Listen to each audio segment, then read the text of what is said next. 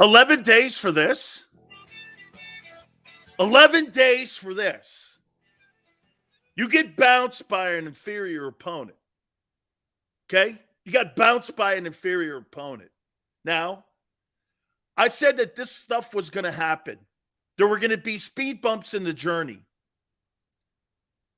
This is about winning the NFC East and about getting home field advantage. By the way, that's not secure now.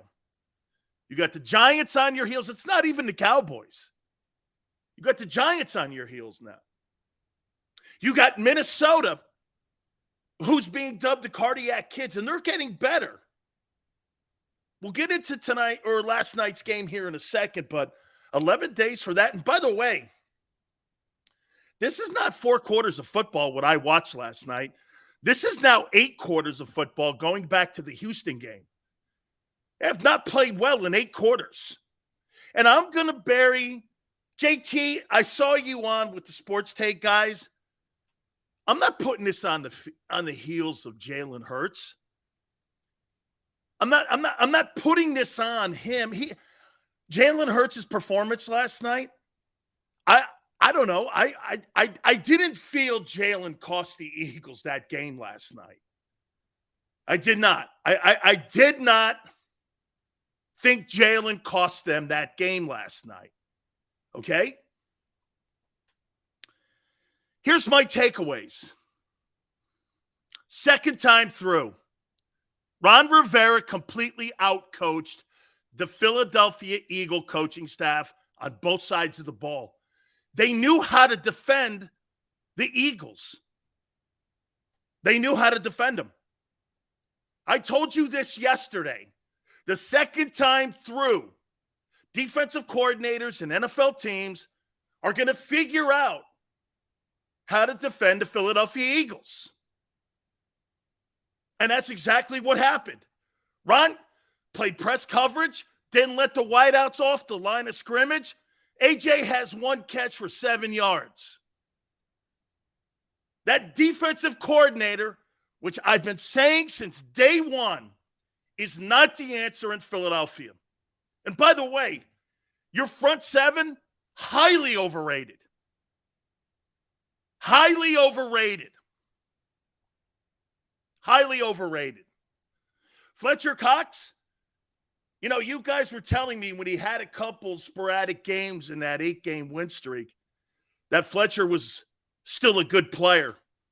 Fletcher Cox is done, and he never really bought in to being a 2-gapper. He never really ever bought into it. And he plays like it. He plays high now. By the way, I think the inactivity with him has hurt him more than anybody on that defensive front 7. When you're an older player, you need more reps as you get older. He doesn't have the flexibility he once had to be a player that, get this, that's going to play with leverage. No, Hurts did not play great, but he didn't cost him that. He did not cost him that game last night. He did not. Fletcher Cox can't play with leverage. He can't get low, and this is one of the reasons why he's getting pushed off the football. Dallas Goedert, by the way, that referee call was terrible. Not so much that they missed the face mask, that the player got injured on the play. It was a double whammy. Fumble, can't review it. I hate that rule. You can't review something that's as obvious as that. By the way, there's no blaming any of the referees here on this stuff. I don't do that. But my problem is the player got injured on it. And now he's going to miss significant time. Not only did you cost a possession, which was very important in a game like that last night, they only had 47 plays. But you get your player injured on that. Not good. Not good. It's a significant loss of time, too. He's important in that cog, man. I mean, if you really look at the numbers, we're going to get to the numbers here in a second. Barrett Brooks is going to join us also at the bottom of the hour. There wasn't a Washington commander guy have outstanding numbers outside of Terry McLaurin. He was great last night. Outside of that, there wasn't a 100-yard rusher. There wasn't a 300-yard passer. It was a very methodical win last night for Washington. They won the turnover battle. Eagles got beat. Darius Slay got killed last night by Terry McLaurin. Got killed. Worst game of the year. McLaurin owned him. O-line and D-line, both handled. You know, I was listening to Barrett Brooks, and again, Barrett's going to join us in a couple minutes at the bottom of the hour. I can tell you why he's upset. Because the physicality that's known for the Eagles was not existent. It was non-existent. Non-existent. They got pushed around. Worst performance. And again, this goes back to Houston. This goes back to Houston. I'm going to get to all your thoughts in a second here. One carry for Miles Sanders. These guys started reading their press clippings. You're not that team.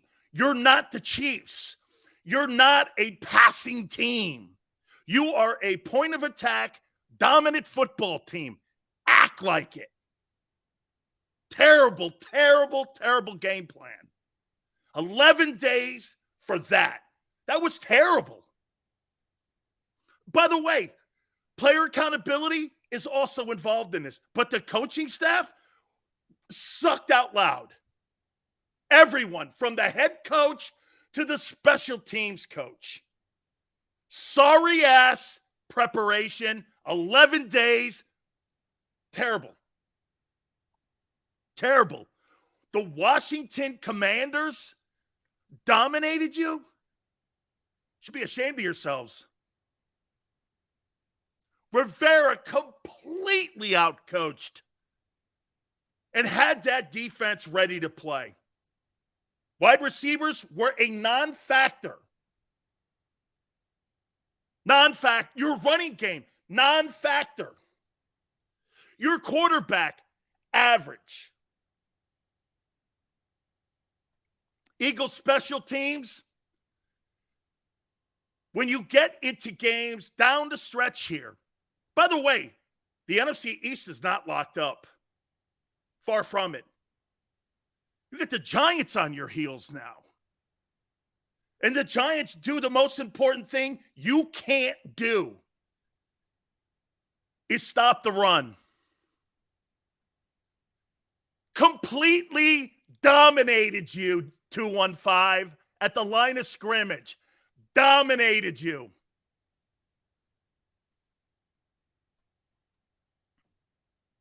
I mean, why have running backs on the team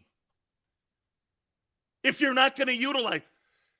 I'll tell you what, Nick Sirianni and that coaching staff got your ass kicked because you think you're better than you are. You thought you were going to beat them the same way you beat them in the first game. I said it yesterday. Ron Rivera has now seen you and who you are. He's going to know how to prepare for you. Wait till a good team plays you the second time through. Taylor Heineke beat you. Hassan Reddick, get off the fucking bus. Dude, your edge rushers are pathetic. Pathetic. Pathetic. You can't be handled like that. The Philadelphia Eagles edge rushers are brutal in a sport where you need them. Brutal. Those are my takeaways. We'll get to the numbers now. Dominated.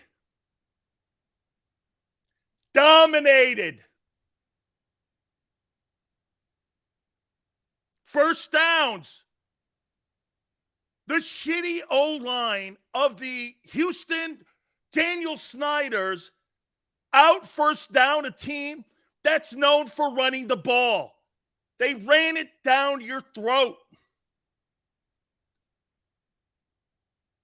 Total plays, domination.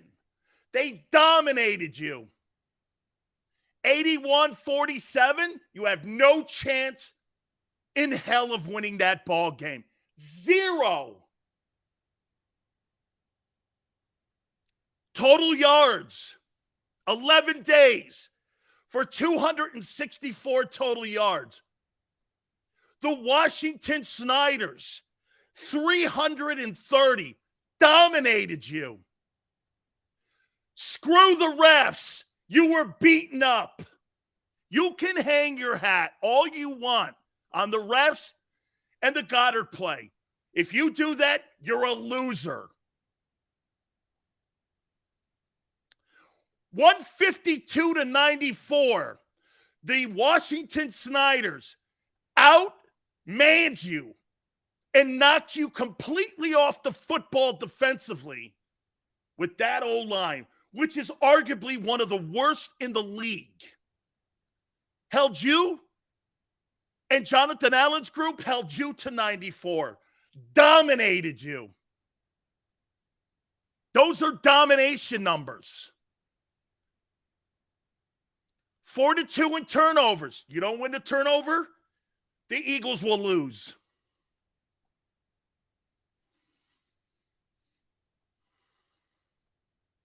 Time of possession, dominated you.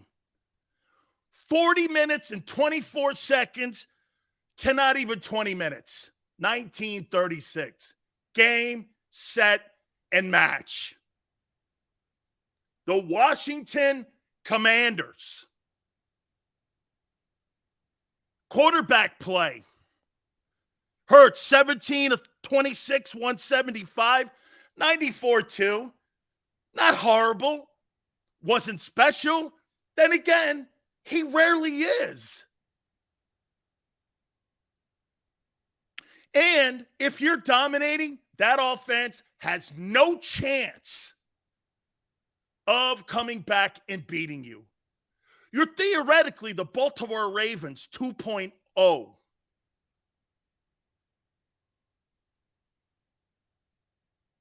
Tyler Heineke, you think he was special? 17 of 29, 211, and a pick. I mean, really? Those are losing numbers. Here, Brian Robinson, who? 26 carries, 86 yards. I don't know. Miles Sanders, 54 yards. I guess. Quez Watkins was your lead wideout. Four catches, 80 yards. Smith had 6 catches, his most in 4 weeks, for 39 yards. 1,000-yard receiver, my backside. AJ, get off the bus. 1 catch, 7 yards. And if you're hurt, get out of the game. No excuses. Dominated. Here's the dominating numbers. Time of possession, dominated. Rushing attack, dominated. Total plays, dominated. No other way to look at it. This is 8 quarters now, not 4 quarters. The Houston Texans ran the ball down your throat. You think it's getting any better? Teams now have a remedy to beat you. Run the ball at them. Your defensive tackles. This goes back to a year ago. You get killed on 1st and 2nd down. Jordan Davis is a loss. But if you're trying to tell me 24 plays is dictating you getting killed in 8 quarters of football, you're out of your mind. You're out of your mind. Again, many people probably thought I was going to sit here and bang on Jalen. I'm not. Of all the guys that played last night, I don't really think Jalen Hurts. I'll tell you this. I'm fair. If Jalen sucked out loud last night, I would tell you. I don't think he did. He wasn't special. He wasn't great. But I don't think Hurts cost him that game last night. Shitty coaching, poor execution in the O-line and D-line, and that defensive coordinator of yours is garbage. He's garbage. He's garbage. Garbage. He's a plug-and-play D coordinator. So, how do you take this game? And by the way, after today, this game's in the rearview mirror because you have the Colts coming up and Jonathan Taylor.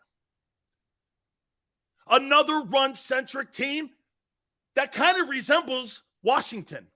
They're good in the front in Indianapolis. They're not poor. That team did beat the Chiefs. And don't start talking to me about who you've beaten. You lost to the 4-5, I think it was, Washington Commanders. You lost to an under 500 team. Do I think Washington has a 500 record at the end of the year? I don't think so. Very mediocre football team. Again, there's no telling stats with star players on Washington's side of the ledger. Jones has a good one. How do we fix this? We're going to get to all of that. Okay? One person says still number 1. Really? We'll see how that plays out by the end of the year. You got a bunch of teams on your heels now. You got some teams that are trending up. The one thing you don't ever want to have happen is that you get exposed in an area where teams can beat you. And you've been exposed the last 2 weeks. Run the ball at them. Keep Jalen in the offense off the field. Press coverage. And you beat the Eagles. Get a lead on them. You even had the lead on the team, though. That's the troubling thing. Didn't the Eagles score in the first possession? You even had the lead.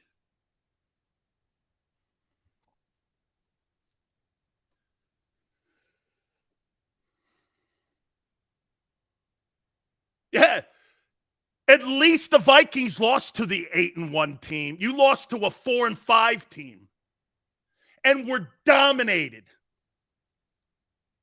I'd rather lose to the Eagles and be 8-1 than lose to that team beat the Commanders last week. I actually think the Commanders played the Vikings last week a lot better than even the Bills did. Bills made bonehead plays. That goal line play, they should have beat the Vikings. It's okay. Vikings get the win.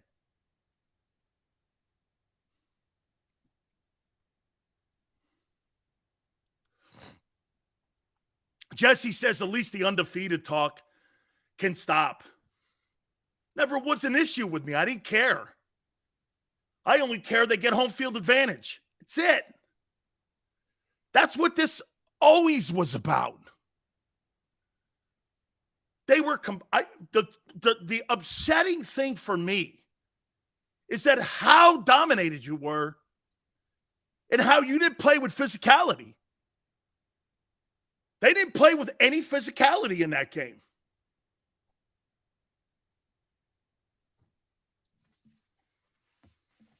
Let's get to the topics. There's a recipe now to beat them. Every coordinator now has a recipe to beat Philly. You're going to take a little bit of Houston, and you're going to take a little bit of Washington, and you're going to put it together. Run at the tackles. Run at your edge rushers. Run at them. If they play press coverage, you better have wide. See, what you have to have, though, is you have to have a wideout that can beat that.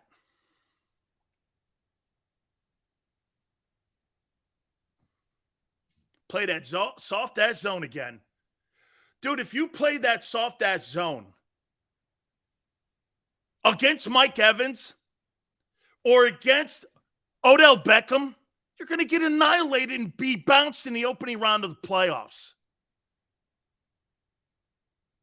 Unfortunately, Sills actually isn't picking on us today. He's just telling the truth. I will say that Hurts made the throw that could have won the game in the fourth. Watkins happened to fumble it. That's all. Hey, get this, Anton. You want me to tell you how I look at that play with Quez? I'd rather have Quez Watkins playing his ass off, trying to get the extra yardage, than being knocked off the ball like Fletcher Cox. I have no issues with Quez Watkins making a play. It's football. The other guys get paid too. I have no problem with that play. Happens. Football plays happen. Josh Allen fumbling it on the one. Quez fumbling it. Those plays happen. It's the NFL. At least they're effort plays. At least they're effort plays. Brandon Graham hitting the quarterback late. Okay, he owned it. It's an effort play. These things all came back and bit the Eagles. That's it. The troubling thing, again, is the run defense. Okay? Jesse, who cares? The problem with the face mask to me is not so much the lost fumble. It's Goddard being lost. Hey, what's this, Jess? Fuck the game. I lost Goddard for 6 weeks? Not good. If you tell me I lose that game and I don't lose Goddard, you lose. But now I've lost Goddard. That's my problem with the penalty. You hurt the guy. And he's out. That's tremendously more important. Tremendously more important is losing Goddard than the game. I lose Goddard for 6 weeks? Wow. Wow. Guys fighting to be the best tight end in the NFL, and you lose the best tight end in the NFL for 6 weeks, 5 weeks? I can't have that. Again, if you thought I was going to bang this and blame this completely on Jalen Hurts, you have not been listening to me. Jalen wasn't spectacular, but I don't put that game on him.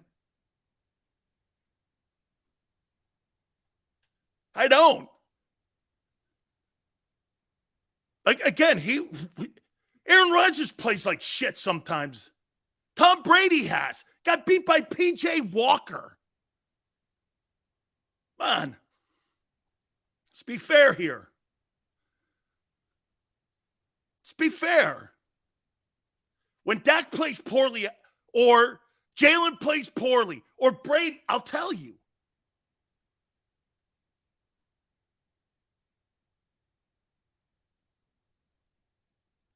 Picking, I don't know if it's 6 weeks, but they're talking about extended period of time. Hey, Chris, maybe you're right. Nobody got off the bus last night. Coaching was terrible last night. JT, if you want to say that Hurts played poorly compared to what he has played all year, okay. Okay. He wasn't the focal point, though. O-line got killed.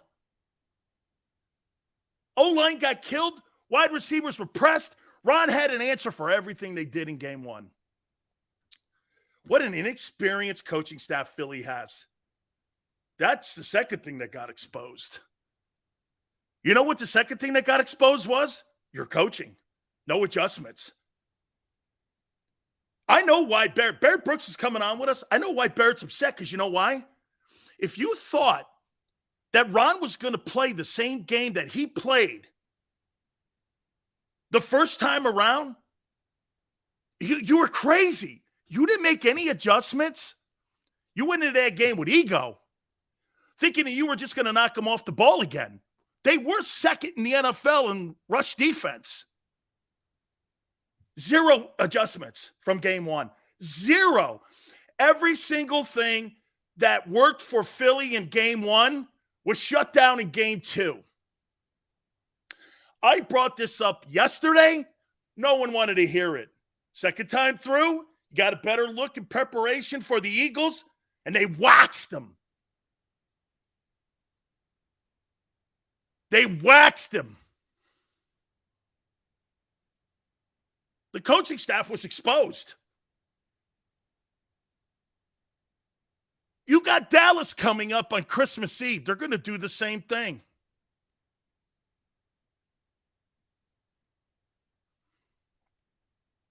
Shakira, it's a joke, Big Seal. Sirianni started feeling himself a little bit too much. Eagle fans going to hate me on this, but no, Shakur. No, absolutely not. It's one game here. I wouldn't freak out about firing the head coach. I just told you, the record's fool's gold. Everybody in the NFL right now, doesn't matter what the record is. It matters how well you're playing now. Hey, can you do Anton for me, Xander? I didn't get the super chat. I want to be able to recognize the fact that Heineke was able to get to the bot snap shows a lack of pressure from Gannon. Isaiah, defensive line not helping DBs at all. It's one of the reasons why they were completely handled. Heineke outplayed Hurts? Really? 17 of 34, 211, a pick. 17 of 26, 175, 2 touchdowns, and a pick, 94-2 quarterback. I don't know. I don't think Tyler Heineke did anything last night except win, the most important thing. Coaching staff was completely exposed last night. No adjustments? You couldn't really... Did you really have that big an ego where you really thought that you were going to do the same shit you did in the first time you saw them at FedEx, and you thought that they were going to play the same way? Nick Sirianni, I'm a little shocked with that, because I thought he's been around a little bit.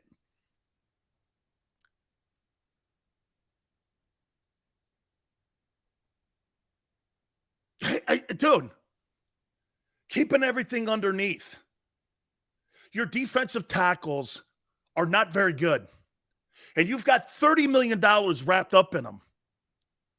The majority of the salary and the salary cap on defense is in your 2 tackles.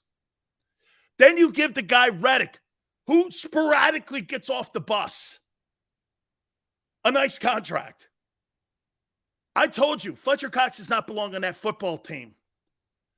You could have taken that $14 million and got the kid Hicks from Chicago, and it would have been better spent money. And you could have probably got him at half the deal. Hicks was out there on the market for a while. I know he's been hurt in Tampa. I get it. But at least it wouldn't cost me $14 million. I could have got the kid Akeem Hicks from Chicago, put his ass in the defensive tackle position for probably $6 million. Fletcher was a free agent. You brought him back for $4 million less on the 18. What made you say that? Was that the owner getting involved? Told you, day one, by the end of the year, You'll agree with me that Fletcher Cox, you guys were going, oh, did you see how well he played? And yeah, of course he was going to play well early on. Now that we're in the season, tight ends are knocking him 7 yards off the ball. Tight ends are knocking him 7 yards off the ball. I'd guess. $14 million. Wow. Let me tell you this again. I was listening to Barrett. And Barrett on Sports Take, you know why? I'm going to tell you again. I'm not going to put words in his mouth, but he was pissed off because the lack of physicality. It was the lack of physicality. It was the lack of, again, knocking people. The Washington shitty Commanders dominated you on both sides of the line of scrimmage. The numbers dictated. 40 minutes to 19. 81 plays to 47. 152. When do the Eagles get beat in the running game? That's why an O-lineman like that sees shit like that and he goes like this. Damn, dude, you got to get off the bus. Let's bring our boy Barrett in from Sports Take. What went on yesterday, man? Last night. What went on last night, man? You know, Barrett, you said it. You were so – dude, it's one thing to lose. But like you said today on Sports Take, you were like, I was so pissed off because you know you've got to play your identity. You didn't play with identity last night. That's what it was. Your identity is, I'm going to take you and knock you off the ball, and I'm going to get in your quarterback's face. And that's who they are, Barrett. But they didn't play with that identity. In your opinion, what do you think happened last night? Big Sills. I didn't think Washington played in their identity, and I didn't think the Eagles played in their identity. Washington played like, all right, I'm going to go in and punch you in the mouth, and you're going to like it. And what did the Eagles do? They just got punched in the mouth. That's literally what it is. I saw tight ends blocking our defensive ends. I saw tight ends one-on-one blocking. I saw defensive linemen one-on-one blocks and not getting any movement. Locked in on the line of scrimmage.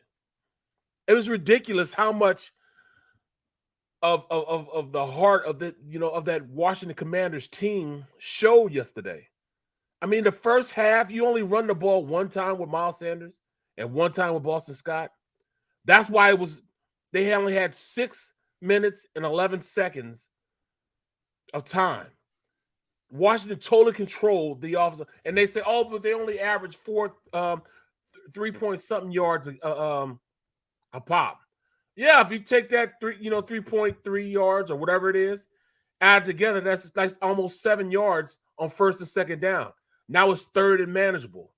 Now they're staying out of the money down and what that's what you want them to be in, where you can rush the passer. No, they just ran it down our throat. They made us like it, man. Brian Robinson Jr. had a field day just keeping the chains moving. I don't know. I know literally, three, every time they got the ball, it was 3 yards here, 3 yards. I know, man, we're not talking about the literal sense. The literal sense of their offense stayed on time, which means they stayed on the field, which means they controlled the line of scrimmage and they controlled the clock. Kept the best part of your team off the field, which is your quarterback, your run game, your ability to go out there and control the line of scrimmage, and just threw it in reverse and made you the hunted, and they were the hunter. They just didn't keep gap integrity last night, too. I mean, at all, yeah. And you know what, Barrett? You said it. I mean, anytime that you're an offense and you're 3rd and 3, okay? Look at these numbers, Barrett. Heineke, 211. Robinson, 86 yards. McLaurin was a beast. He did have 128, but these are these are not superstar numbers, but they kept it completely manageable. Let me roll to this, Barrett. I think Ron Rivera, when he had that first team and that first game early on at FedEx, I think it's going to be easier the second time through once you get a better look at how they run this offense. And to me, Jonathan Gannon, Nick Sirianni, Shane Steichen, hey, I think you got exposed a little bit, and you're going to have to do better adjusting because everything Ron did wrong in that game, that first game, Barrett, they completely were a different football team, as you just said in the second. You think that becomes a trend here? I mean, you get a second look. You got the Giants coming up. You got to play them twice. And you got the Cowboys on Christmas Eve who've already seen this. I mean, they got to adjust, don't they? You got to – okay, you could adjust. I don't mean change the identity, Barrett. You've got to be different. Even in-game adjust. Right. I'm looking at this team, and when you go in the first – and I think that's the biggest thing. They went into halftime after getting beaten the first half the way they did. I felt like this team think, all right, then we took the bruises, we took the bumps, we got punched in the mouth. Now we're going to come out in the second half and go ahead and rewrite our wrongs. And this Washington football team, the Washington Commanders, are going to lay over, and we're just going to go ahead and beat them. Well, hey, they didn't lean over. They didn't let you beat them. They had the first drive 3 and out. And from that point on, they dictated tempo to them. This is not a team in which we're a throwing team. You know, I mean, a zebra never changes its stripes. A leopard never changes its spots. You are what you are. You are a running team. The past 2 weeks, well, 3 weeks now, we wanted to be a drop-back team to try to keep the quarterback from getting hurt. No, you got to go back with what got you to this point, and that's your ability to control the line of scrimmage on the defensive side and the offensive side and really make teams play your game. And we played the Washington football team's game instead of playing our game. Don't you think, Barrett, this is an 8-quarter issue now? Okay, because in Houston, they gave up over $130 in rushing, and now they've done it again in consecutive weeks. And now you got Jonathan Taylor coming up. They got a pretty decent O-line, and they also have the remedy on the – they kind of resemble a little bit Washington because their front four is pretty good too. So they're going to pay all those guys? They're going to be able to dictate a little bit there as well. So again here, don't you think this is an 8-quarter issue now that we're looking at the run defense? And you pointed this out to me when we did the show, and then you pointed it out. You said, you know, Big Sills, last year, man, they got killed on first and second down. That thing's rearing its head again. Absolutely. It's absolutely rearing their head again. They lost on first and second down. When you lose on first and second down, you do have the DBs to stop. But, you know, I did not think that the fact that we lost Avonte Maddox and the fact that we lost Jordan Davis would be this much of a nuisance to our defense that we cannot run the defense we want to run. We don't have the big fella in there. They're running all over us. We don't have our best slot corner in there. They're doing what they want to do in the slot. Teams are taking advantage of where we're weak at. And we can't stop the run because we don't have anybody in there that's going to, allow themselves to get, beat up. Nobody's taking on a double team. They're getting blown back. Into the linebackers, and the linebackers now have to step back an extra yard, and that's why you're seeing that yards per carry start to go up. Big Seals, wait until you watch the film and watch how I saw Big Fletch, one-on-one with a guard, and he couldn't beat him. He couldn't even get off the line of scrimmage. You know what I think that is, Barrett? As you get older, and this used to happen with a lot of old linemen, and when you played older old linemen, the flexibility in their hamstrings to get low, that's why the shorter DEs, that's why those shorter guys like Dwight Freeney, for a 15, 16-year guy James Harrison and get down like that, it's a nightmare for those guys who've been doing it. And because of the inactivity, that's what I text you earlier, Barrett. I go, this guy's played 2 games in 30 days. Bro, you can't be running around in helmets and shorts when you're 34 years old. No. And to me, that's why he's playing high. He's playing. I also watched a tight end drive him 8 yards down the field. That's crazy. 8 yards. I mean, it's on tape. Don't get mad at me. It's on tape. It's on tape. You can watch it yourself. Go ahead and get a NFL Game Pass. Watch it. I watched it today. Yeah, I watched it 22 too. I saw that play there. Let me ask you this one here. A couple last questions for you, Barrett. I think everybody thought I was going to kill Jalen Hurts today. I went like this. Jalen didn't. He wasn't the reason they lost that game. No. It wasn't his best game, but I thought he played okay. I mean, I thought he was okay. The numbers are respectable. 94 quarterback rating. I mean, he dropped that one. I don't think he played that bad. Right. He dropped that pass into A.J. Brown's hands.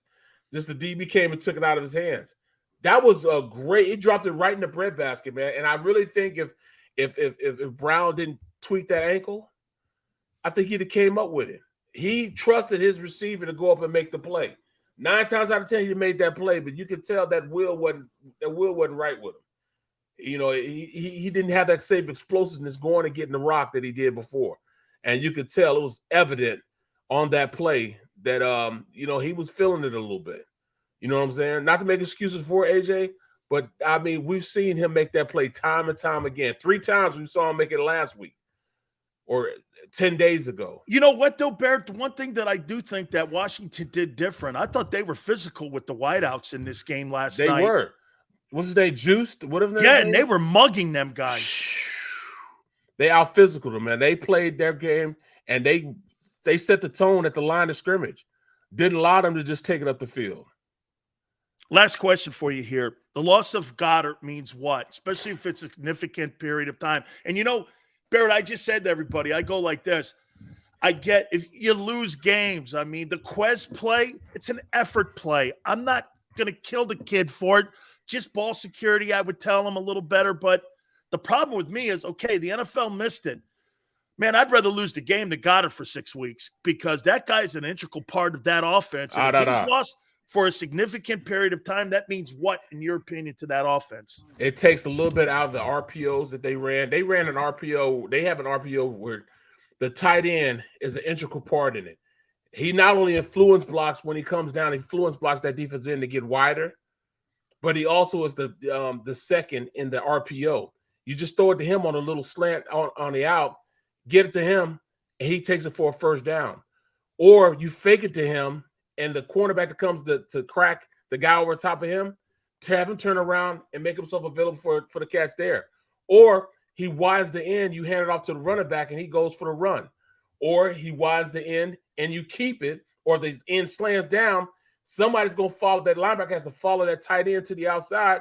It makes him an easy chance for him to go take it up and for a first down on that play also.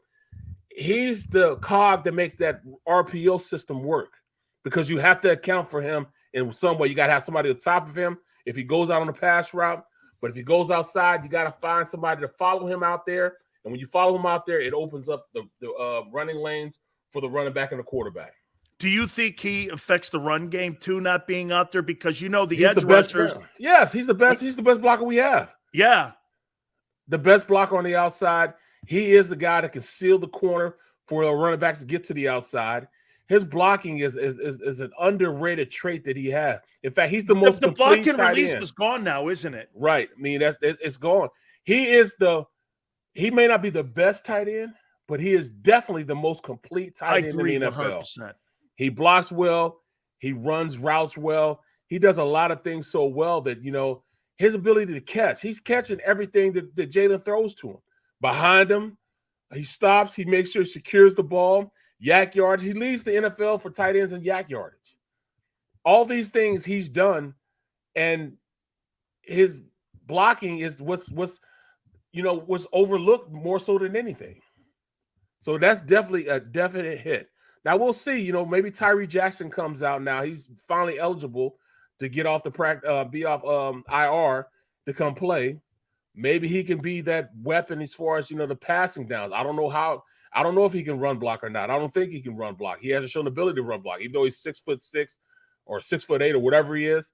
He hasn't shown the ability to block yet. I know Jake Stahl can block, but is he a good enough weapon to go out there and be a pass catching tight end? That remains to be seen. He's for the most part an inline straight blocking type of tight end. I don't know what you have in Calcaterra. I don't know. We'll see. You know, he's a rookie. He's still got a lot of work to do. But this was a major blow for this offense. So that's 3 major guys, 3 major cogs in this team they're going to be missing. Avonte Maddox, Jordan Davis, and now one of the best tight ends in the league in Dallas Goedert. You were so disappointed today because, am I right, before I brought you on, it was just the physicality issue that was not there that probably bugged. Barrett, you know the team was going to – the chances of them going undefeated, some game was going to come up where you get beat, right? I mean, you've won a Super Bowl. You know that. You're going to – Super Bowl teams get beat all the time during the regular season, but you go on and do. You were disappointed with the effort. No, I mean, I don't want to say effort. Well, maybe it was effort. It was that want to. Want to. You said, what did it say? Well, hungry dogs run faster? Yeah. The hungry dog ran faster. The Washington Commanders were the hungry dogs. They wanted it more than the Eagles did, and they took it from them. They flat out took it from them. They punched them in the face and flat out took it from them. What Tyson say? Everybody's got a plan until they get punched in the face. Punched in the mouth. Well, they got punched in the mouth and had no plan for that getting punched in the mouth. There was no plan at all. You know what I'm saying? All they did was grab their mouth. And Washington just kept pounding. They won that, man. They won that game, man. They flat and outplayed that Eagles team, bro. Absolutely, too. At home, which is even more trouble. On Monday night in front of everybody. And for everybody, and get this, there's now a plan. Okay, run at them. Yep. Hey, and by the way, those edge rushers too, Barrett, I'll tell you what, man, get off the bus, dogs. You got to get off the bus, man. I mean. It's been time. I ain't seen anything yet. It's been time. You know what I'm saying? Hey, you got to get off the pot. You got to roll. It's time to play. Let's go, man. Hey, Barrett, thank you so much. I know you've been swamped with everything. You always find time for me, man. I love you so much. You my dog, man. You my dog, man. Hey, you bet, man. I thank you so much for everything you do for us, man. I mean, tell your mom hi, too. God will, bless man. You, brother. I will. love Thanks you so lot, much, man. That is Barrett Brooks here. Let's continue here. You hear what he said? How about this? Lack of will. At home, national television. You got your faces spanked on prime time. Dude, you could talk about special teams all you want.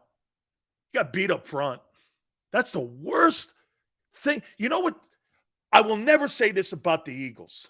You guys are soft. But that was a soft performance last night. That's terrible. That's a soft performance. If he never gets legit blocking, he's gone. Jonathan Gannon disgusts me. Paul, he's terrible.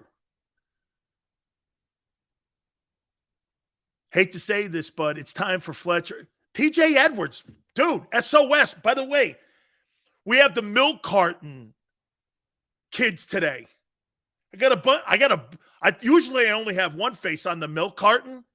I got 4 we got to get to. Big Sills NFL Top 10. The MVP race. Again, I do not think that Jalen was awful. I will tell you when I think he's awful. He hasn't been. Was that his best performance? No. And I know some of you thought I was going to put the blame on. It's not. It's coaching and effort by the entire team. The entire team. The Commanders exposed the Eagles. And what I mean by exposed, how to beat them. These defensive coordinators, my friends, are going to dissect those films the last 2 weeks, and they're going to do the same shit. Can it be corrected? Someone asked that question earlier. Sills, how can this be fixed? How can it be fixed? Try being aggressive a little. How about some first and second down blitzes? Do some run blitzes. Has Gannon ever blitzed on first and second down? And I'm not talking about just getting after the passer. He's so afraid of getting beat on the plus 25 plays. He sits back and you see, you know what he didn't think? He didn't think a guy like Tyler Heineke could beat him. Aaron Rodgers can. Aaron Rodgers can beat you. You play like that against Aaron Rodgers, he'll put a 40 spot on you. Even with those inexperienced wideouts. You got Aaron Jones, too. Can't stop the run. So wait a minute. You're going to put an effort like that you had last night against Aaron Rodgers with Aaron Jones and Aaron Rodgers, you'll get a 40 spot put on you. And then you're in the conversation to lose the NFC East. Dude, that's the critical part of this. You're not out of the woods on slam dunk on the NFC East yet. You got the Giants on your heels. The Cowboys are 2 games back. Don't drop this game against the Colts. Because then then it's a 3-player race. Then it's a 3-team race.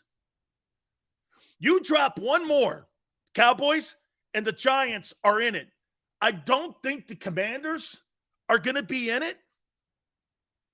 Maniac, I don't think you're losing the East either. You play like that last night, you will.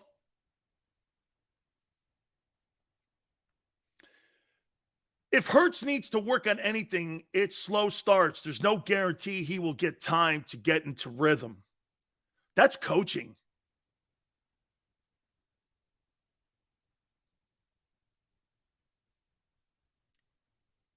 We aren't a slam dunk before we lost, but we ain't losing the NFC East, okay?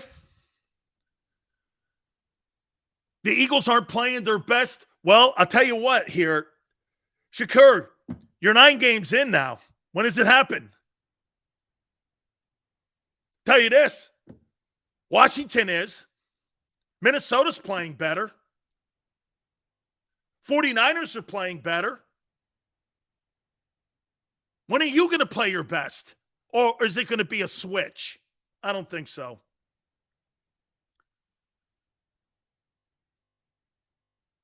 The Eagles were running with them in the beginning, but when the defense started leaking, it was all she wrote.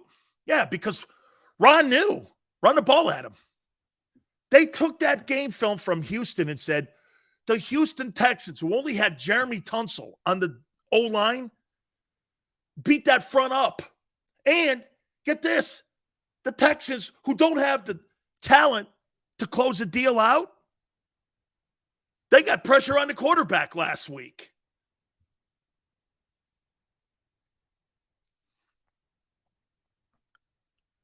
I didn't like Hurts' decision on the 3rd down.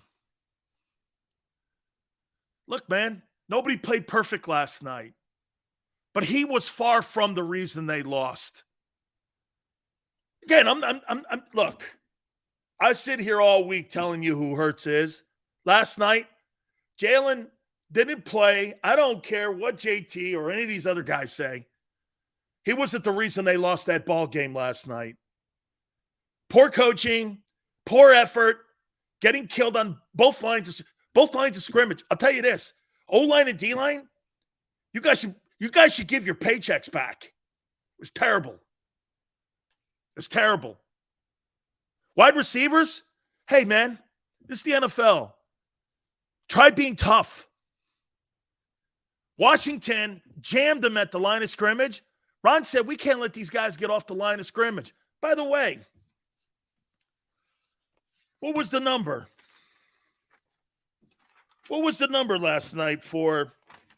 So you have 6 catches and you're Devontae Smith for 39 yards? Shit, dude. 4 weeks in a row. This guy hasn't broken 40 yards in receiving. It's not so much him. Are you targeting him? They don't target Devontae even after Goddard went out. Can you not see him still? The last 3 weeks, 25, 26, 39. That's a number 1 wideout. I don't know what you're watching. 16-1. I'll put money on you're not. Can they fire Gannon and promote Fangio to DC? They'll never do something like that. Why would you have – and stop with that. They're not firing the defensive coordinator. You're 8-1. You're not firing him. It's a crazy comment. You're going to fire an 8-1 defensive coordinator going into the Colts game? For what? A bad effort? Dude, you built this defense around Jonathan Gannon's system. You're going to have to deal with it until the end of the season. Steve says Jordan Davis more important than we thought. I don't know how 23 plays a game, Steve, results in teams running up and down the field at the tackles.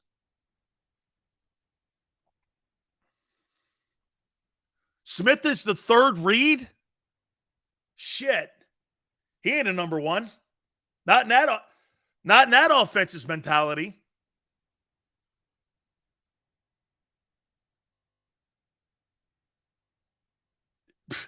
Stop capping on Jalen. He doesn't deserve an extension. Are you crazy? Extension. You got to beat good teams, dude. And you can't have on your resume losses to Daniel Jones and Tyler Heineke with your only significant win is Kirk Cousins.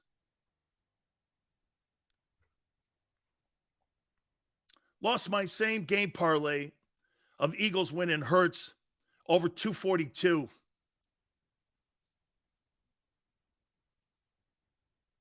Why not? The Colts hired Jeff Saturday. You're not in that position. You're the number one seed in the NFC. A little different than what the Colts are going through.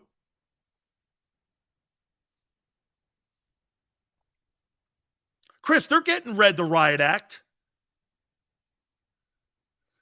Look at 85. Says that Gannon will be the sole purpose we lose games. No, 85. Jonathan Gannon will be the sole purpose you get bounced in the opening round of the playoffs. You may drop another game, okay?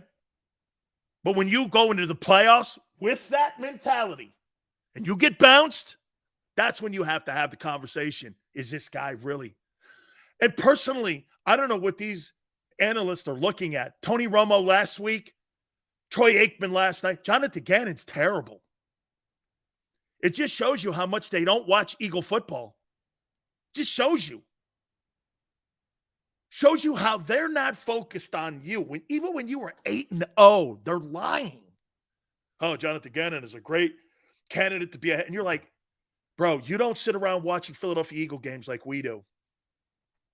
Dude, blitz on first and second down.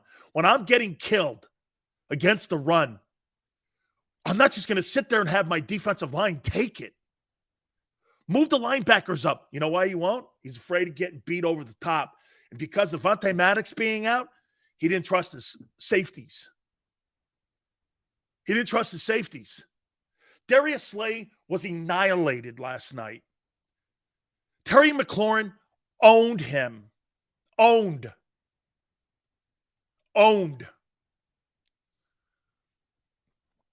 Sills, do you draft a quarterback with the Saints pick as of today? Absolutely not. Absolutely not.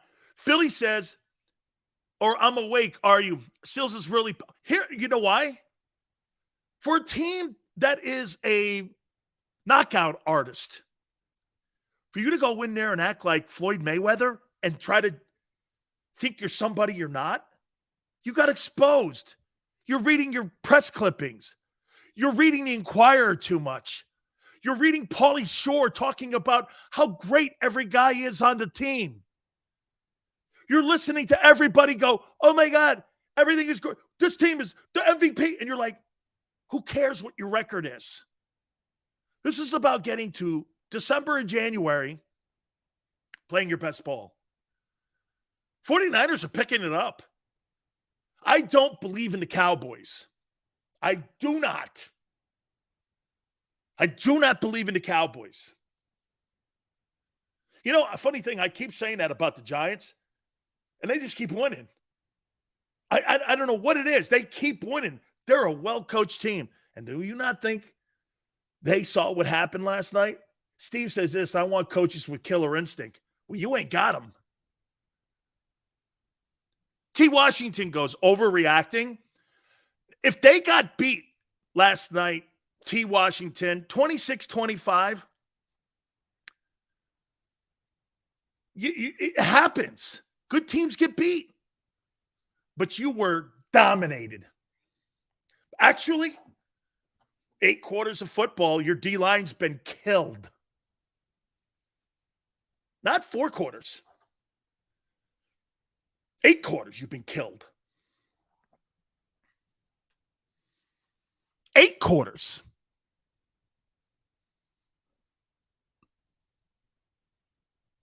Hurts pulled a Wentz. Dude. Listen, I'm critical of Jalen. Now, I'm not that critical.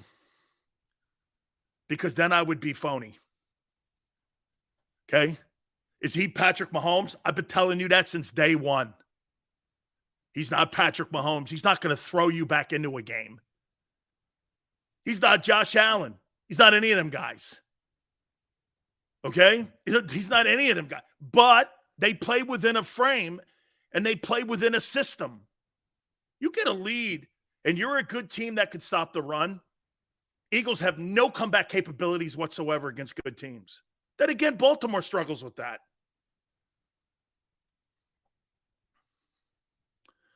Big Sills, are we in No. That's a good question too.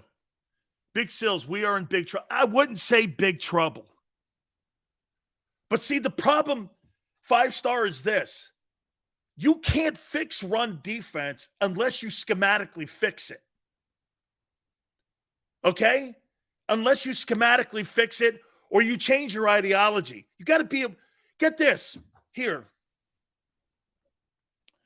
When you're getting killed against the run, what do you think you have to be? What do you think you have to be when you're getting killed against the run? What do you guys think you have to be? You got to be more aggressive. You got to be more aggressive.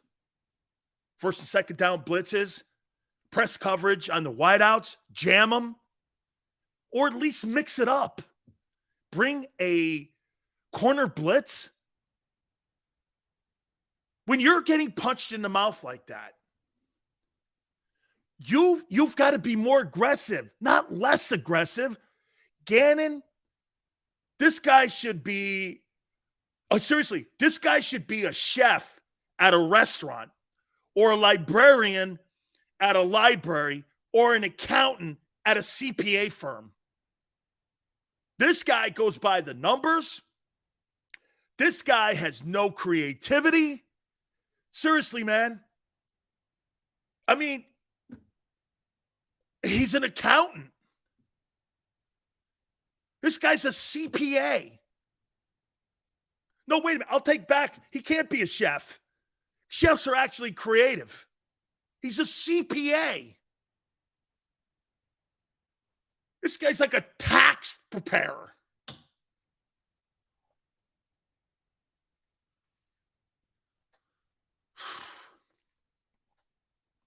I mean, be more aggressive, guy.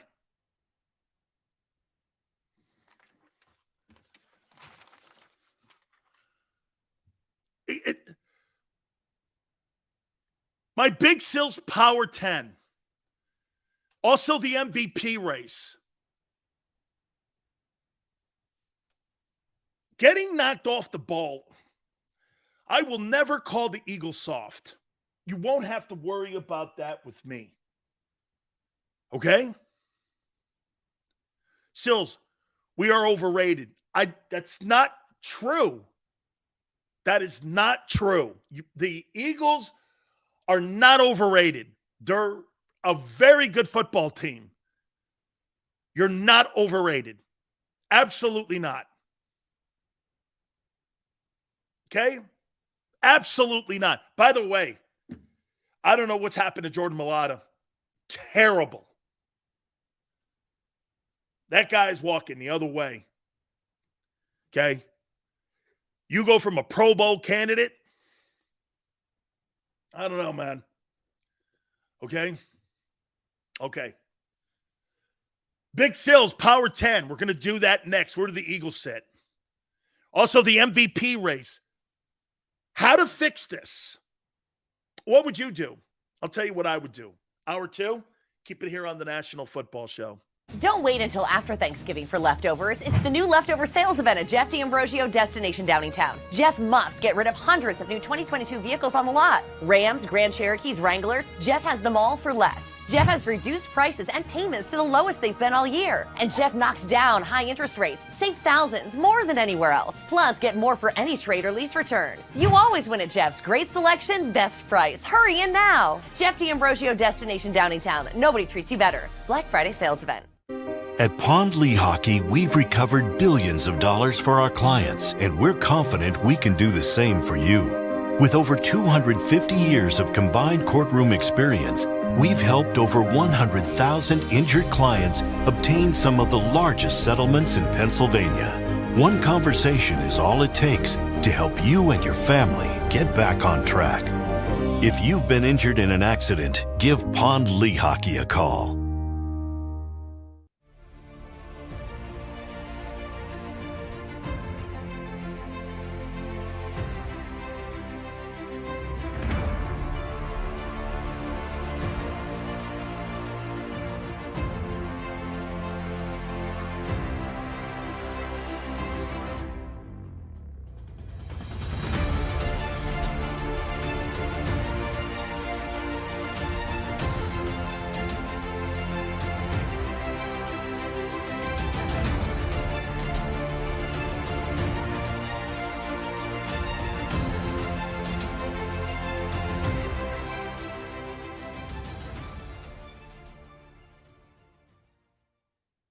Go for the beers, go for the cheers, go for the hit and the hits, go for the scene, go for the screens, go for the gallery, go for the win, go to Ocean.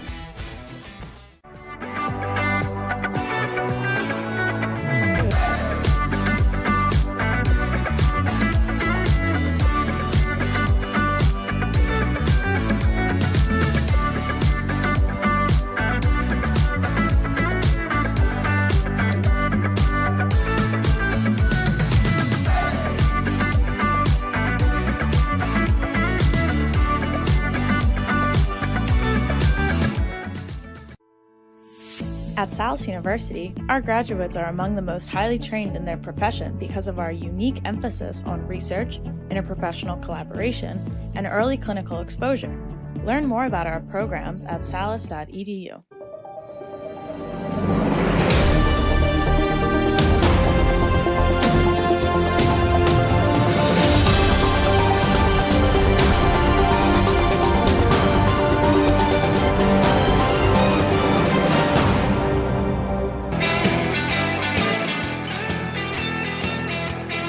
Big Sales National Football Show. We're going to work on trying to get John McMullen on too and get his thoughts on what he saw.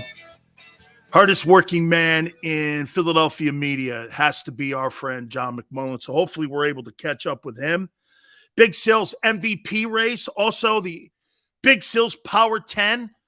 Where do the Eagles sit? And how I see them with the rest of the National Football League. How do you fix what happened last night? Should you panic? By the way, as I said yesterday, Odell Beckham Jr. will work out for the Tampa Bay Buccaneers. I do not want to see Tom Brady in the divisional round if I'm Philadelphia. That's not what I want to see, is Tom Brady versus Jonathan Gannon. Brady versus Gannon. You guys laughed at me yesterday. Really? Tyler Heineke beat you. Brady in the postseason? Really? Ask yourself that question again. Please, don't let us see Tom Brady in the divisional round. And if they add Odell Beckham, Beckham's not going to play in Buffalo. He ain't going there. He ain't going to Green Bay. Who's the other playoff teams? Kansas City? Maybe. Maybe Kansas City. Miami? How about if Beckham goes to Miami with Waddle and with Tyreek Hill? And you got Tagovailoa down there playing the way he's playing. Beckham in Miami? It's Los Angeles South. Dallas? Why? They don't have the money to sign Odell Beckham to what he wants. I keep hearing this Cowboy shit with Beckham. By the way, teams are getting better around Philadelphia. They're getting better around you. You're starting to show regression. 8 quarters. It's 8 quarters now. Not 4, it's 8. The Washington Commanders showed you and finished off what the Houston Texans did to you the week previous. They just had more skilled people in Washington. You've played David Mills and Tyler Heineke in consecutive weeks and escaped with one of the wins. See, that's why I say this. Someone goes, Sales, overreacting? I don't know. I think 8 weeks, 8 quarters of football.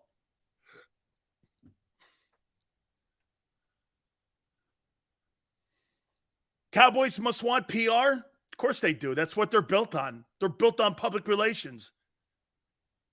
Last 30 years, they're not built on winning.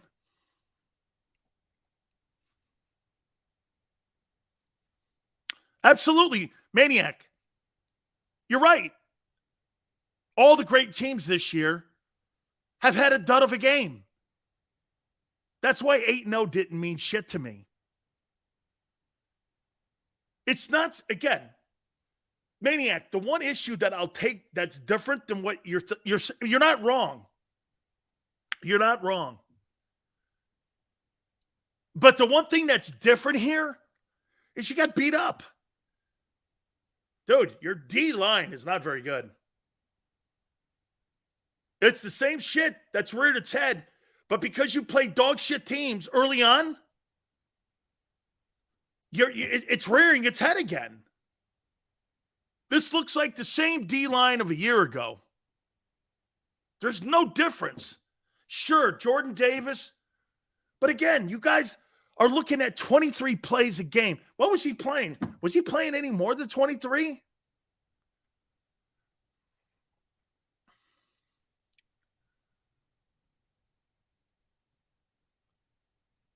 Lucius says that Big Sills, it's Mulata's weight. I think it's his shoulder. I think it's more the shoulder. Maniac. They're good. Again, JT, you can keep dumping on Hurts. I'm going to defend him today. I'm going to defend Jalen Hurts today. I know everybody thought I was going to wait for a loss and I was going to kill. It's not true. I don't have any different opinion of Jalen Hurts today than I did yesterday. There's nothing different. Is he still out of the? Is he now out of the MVP? Absolutely not. I don't care what you say. Hey, JT, Tom Brady lost to P.J. Walker. Patrick Mahomes lost to the Colts. Let's be fair here what Maniac says. Boy, I don't think Jalen played his best game. Probably, if I had to say, I don't know. Didn't that game look like he played against Detroit? The only difference is they won that game. I don't know. I don't really see any different. Had a 94 quarterback rating. Had 170 yards passing. That's kind of who he is. Ran the ball a bit. By the way, they're taking that aspect away from him a little bit too much. I'm not saying Jalen Hurts has to run the ball 13 times a game, but don't take that away from his arsenal. He beats teams. You know, that's one thing I was a little disappointed in last night. How many times did we see the Eagles in 3rd and long, and he didn't take off for the sticks?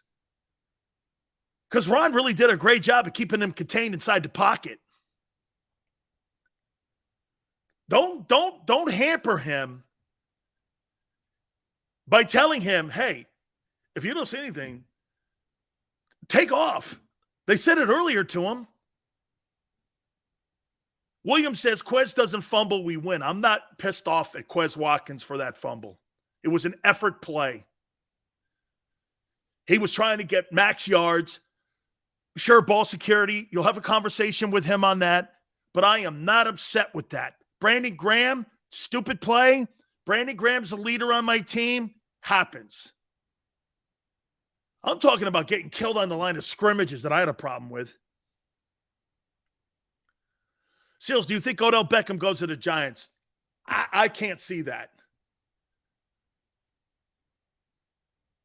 No. Maniac, I think Ron Rivera completely outcoached the coaching staff. Nathan says, Goddard had his face mask ripped off and fumbled. What are you trying to suggest, that referees don't miss penalties in games? Do you watch games?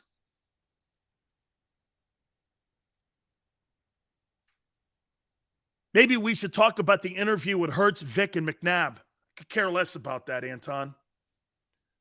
You got the Colts coming up. I'm not upset. Here, the face mask, again, my problem, I get it. He fumbled. They missed the call. You're not wrong. My problem with the play is not only did you miss that, but the guy was severely hurt on that, where he's going to miss extended period of time. Dallas Goedert not being in that offense will be an issue. How many times do they line him up on edge rushers too and get block and release on him? Dude, that's going to be a huge factor.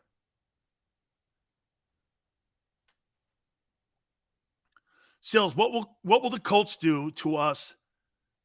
They are hungry too. Jeff Saturday's got them ready to rock. You probably have the third best running back in the NFL in Jonathan Taylor. Your O-line's pretty efficient. Matt Ryan's back as a starter. Not that that's something to be scared about. And I think they got Brunson in there on the defensive tackle position, the kid from 49ers who's been there a couple of years now. They got some players in that front seven, and they're going to be able to stop the run too. They do two things that Washington does: run the ball and stop the run. That's how they beat Kansas. Get this. That team had the recipe to beat Kansas City. You don't think the Colts will have the recipe to beat the Eagles? Come on. Patrick Mahomes versus Jalen Hurts? Not there with you.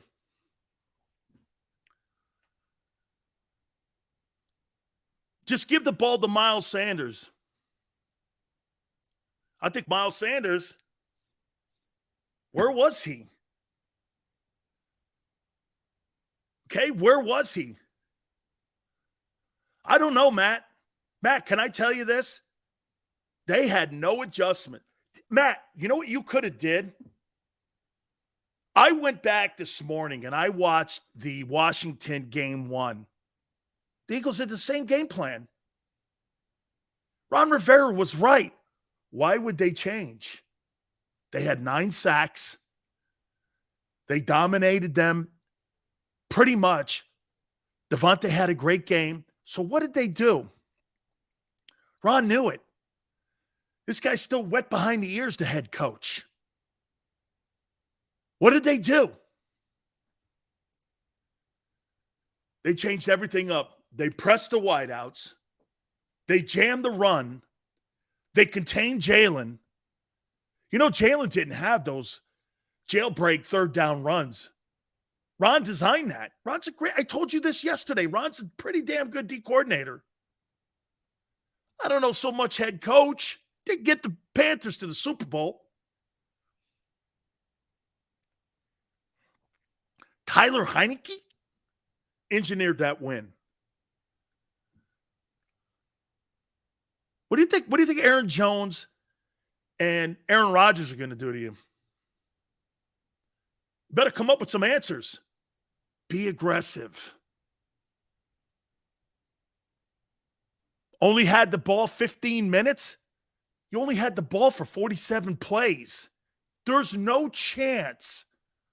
Remember what I said yesterday? You got to kind of hold the Eagles to under 60 plays. Not only did they do that, they held them under 50. That's unheard of in an NFL game today. That's unheard of. I would say this to you. That's got to be one of the most limited play charts of any team this year.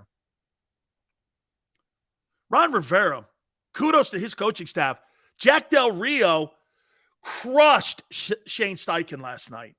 Crushed him. Sandra, let me know if we're going to be able to get John McMullen at the bottom of the hour from Ken, brother. See if we can get him on. I'd like to hear John's thoughts on this and get his spin. He's good for 4:30. Fantastic. John McMullen from Birds 365.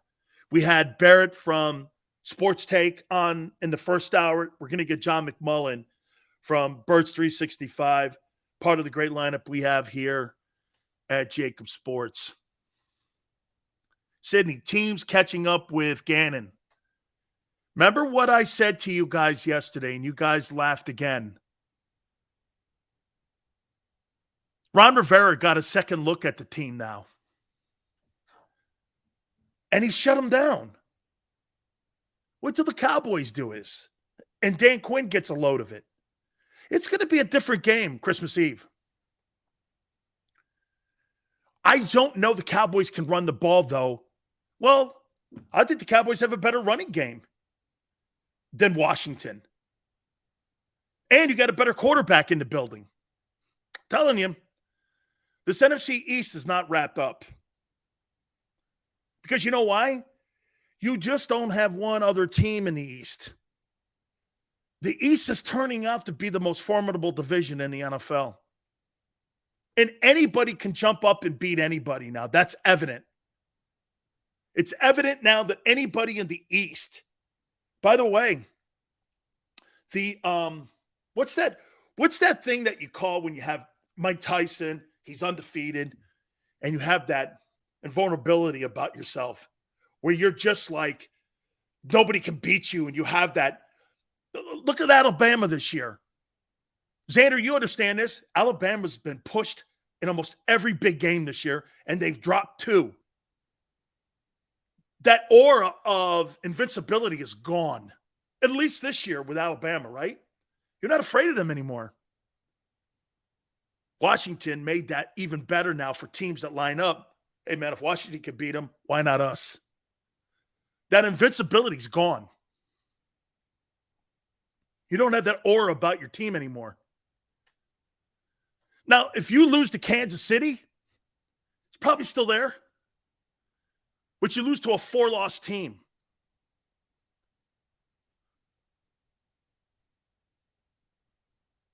They need to play Nakobe Dean. You play Nakobe Dean, you'll get beat by 20. Play Nakobe Dean. He's not good enough.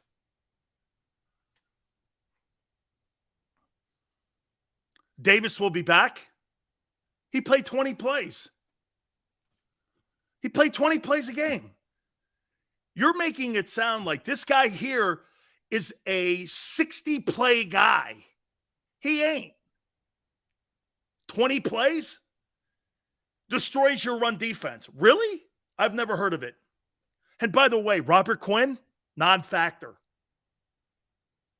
Thank God the Bears are paying for that salary. Non-factor. Non-factor.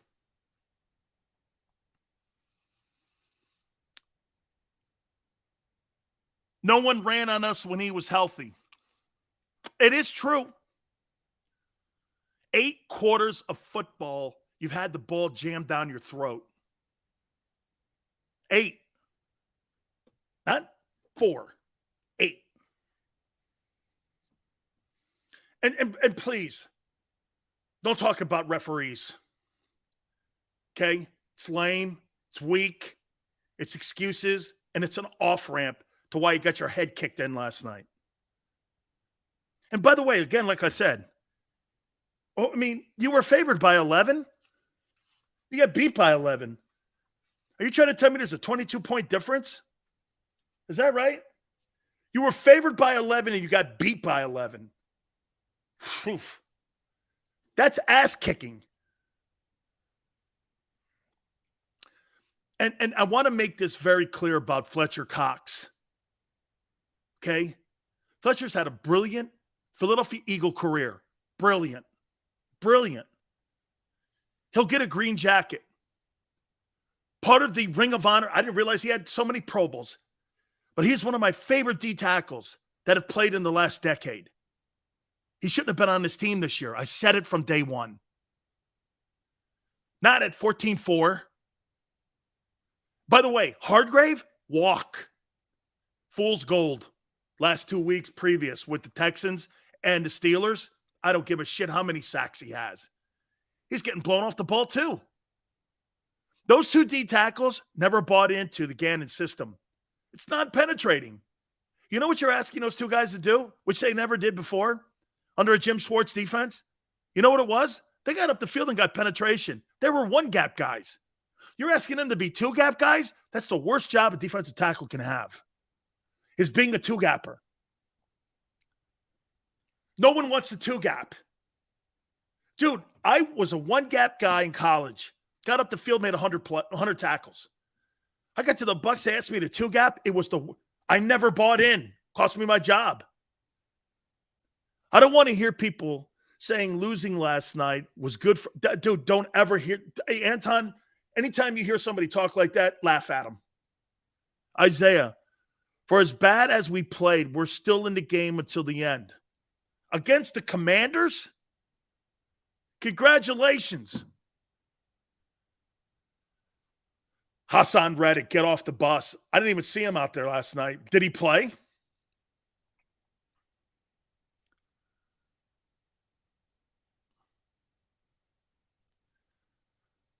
I was disappointed with Darius Slay's play. You never, ever in a million years want to get knocked off the ball. By the way, CJ, for all the things he did last night, and as good as he looked, he got beat on plays last night. Okay? He got that whole secondary got beat. Avonte Maddox not being back there was that much of a difference. And the glue that keeps that whole thing together, wow. Wow. After John McMullen, when he comes on in a couple minutes, Big Sills Power 10, MVP race, and we got our milk carton guys. Have you seen these dudes? Jonathan Gannon, once again, plug and play. I'll continue to say that until I'm blue in the face. JT says passing offense is a major issue, led by Hurts. They jammed the wideouts last night. Wideouts have to get... Bro, the last time they played them, JT, they gave them free release. And those wide receivers were running all over the field last night. Or the first game, they were running all over the field, the Eagle wideouts. Ron Rivera wasn't going to let that happen again because you know why? He wanted to get Jalen out of rhythm, and he did. That's why it wasn't his greatest effort. That's how you used to beat Peyton Manning. Jam Harrison and Wayne. Peyton Manning is a rhythm quarterback because he doesn't have the biggest arm. That's how the Patriots would beat him, plus disguise coverages. Ron is a very good D coordinator. And so is Jack Del Rio. Dude, they got two head football coaches. And I'll tell you what, too, man. The Scott Turner kid, I thought he put a great game plan. And like I said, when you look at the numbers, nobody on Washington stood out except for Terry McLaurin. The rest of the guys had mediocre numbers. You got beat because the most important thing they did last night in Washington, what was that? Third and short, third and 2, third and 3, third and 2, third and 3, all night long. All night long. Washington won first and second down all night long. When you start getting dominated like that, you've got to adjust. And I'm going to say it again. All the things that the Eagles were successful in the first game, Ron Rivera and Jack Del Rio dissected that.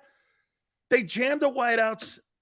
They didn't give them free release like they did in the first game. They jammed them. They stopped the run, which they were second in the league coming in. And what you did was you threw the rhythm of the offense off. See, this is what I said yesterday to you guys. Second time through, that team dominated the Eagles last night. And again, teams get beat, guys. Chiefs got beat by the Colts. But you got beat at the line of scrimmage. Fletcher Cox was knocked off the ball by a tight end. And this is not 4 quarters of football. This is 8 quarters of football. Because the Houston Texans, who only have Jeremy Tunsil on it, beat them up too in the run game. John McMullen, who is the hardest working man in Philadelphia sports media, he's all over the place. He comes in with us now here, and we appreciate him finding some time. Again, John, to me, it just looked like the second time through, John, that Ron did all the things that they were so successful at and just shut down every single one of those things that they had in that game at FedEx. Jammed the receivers at the point of attack last night. They didn't give them like any kind of rhythm. I don't want to lead the question here. What was your takeaway from last night? I mean, the Eagles didn't play well. I think it's as simple as that. They didn't play well. I called them the most well-rounded team in football for the first 9 weeks, and it was interesting because it was a well-rounded loss. I mean, the offense was bad, the defense was bad, the special teams, the coaching. I thought for the first time they were out-coached. You mentioned Ron Rivera, Scott Turner, Jack Del Rio. They outcoached the Eagles. Too long to make adjustments. They ran the football 4 times in the first half. No complimentary nature. You knew the Eagles were up against it from a run support standpoint. Sometimes the offense has to help out, and going up tempo in the second quarter, and you having a couple 3-and-outs that had like a Chip Kelly vibe, like not understanding the situation, not understanding what's going on. So I had an issue with the coaching staff. And defensively, look, the Eagles have this mentality. They don't want to they want to play light boxes. They want to eliminate explosive plays in the passing game. And when it works, it works really well. And it works really well when Jordan Davis is out there. Jordan Davis isn't out there. So to me, you got to commit more bodies to the run game and stop the run game. And look, you got to hold down the fort until Jordan gets back, till the big guy gets back, because these defensive tackles, they do not hold up well at the point of attack. So they got to make some changes with Jonathan Taylor on the horizon and Aaron Jones and Derrick Henry and Saquon Barkley. If Jordan Davis isn't going to be there, you can't keep just playing cover 2 shells and quarters coverage and cover 6. You got to commit more bodies to stopping the run. John, I'll say this: giving up an explosive play. Sorry, Dan. Occasionally, you got to play that game. See, John, to me, when you're having problems stopping the run, you don't get passive. You become more aggressive. First and second down run blitzes, fill them gaps, get in there and help these guys out, because you're right. What's happening is these tackles are getting blown off the ball. They're getting blown into the scrape lanes of the linebackers, which automatically pushes them off the ball. And last night, John, the number one thing Washington did, because, John, if you look at the numbers, I mean, Heineke, 17 of 29, 211, not spectacular at all. Robinson, 86 yards, 26 carries. McLaurin was great last night. Yeah. 8 for 128. But the thing they did great last night, they were 3rd and 3, 3rd and 2 all night long, and they won first and second down. And, John, 81 plays to 47. You have no chance of winning that when you're constantly having the opponent in 3rd and 2. Yeah, that was the issue with the Eagles last year. And that's why they moved up to get Jordan Davis, because they wanted to win on first down. I think a lot of people don't realize the impact. They look at the number of snaps Jordan Davis played, and it wasn't a lot. And they look at the stats. He's not a stats player. And they get focused on that. But when 1st and 10 turns into 2nd and 10, Right. all of a sudden you can do a lot of different things on the defensive side of the ball. When it's 2nd and 5, you're limited. When it's 3rd and 2, 3rd and 3, you're really limited. Yeah, and that's what happened to the Eagles yesterday. And yeah, they played a poor game. They played a poor game. How about this, John? Outside of the Washington first game, the edge rushers on this team, it resembles last year, doesn't it? No, I mean, Hassan Reddick's much better than what they had last year. Josh Sweat, set the tone of the game with the strip sack. They have good edge rushers, but the problem is, and I don't even know if it's a problem. I mean, look, it's overreaction Tuesday, not a Monday. Overreaction. It's first loss of the season. This is still a very good team. Absolutely. Now, I'm a little concerned with the injuries. Dallas Goedert going down as well. I mentioned Jordan Davis, Avonte Maddox is out. AJ Brown was banged up yesterday, wasn't himself. I'm a little concerned with the injuries, but they're not season-ending injuries. They're not. All those guys will be back. This is still a good football team. But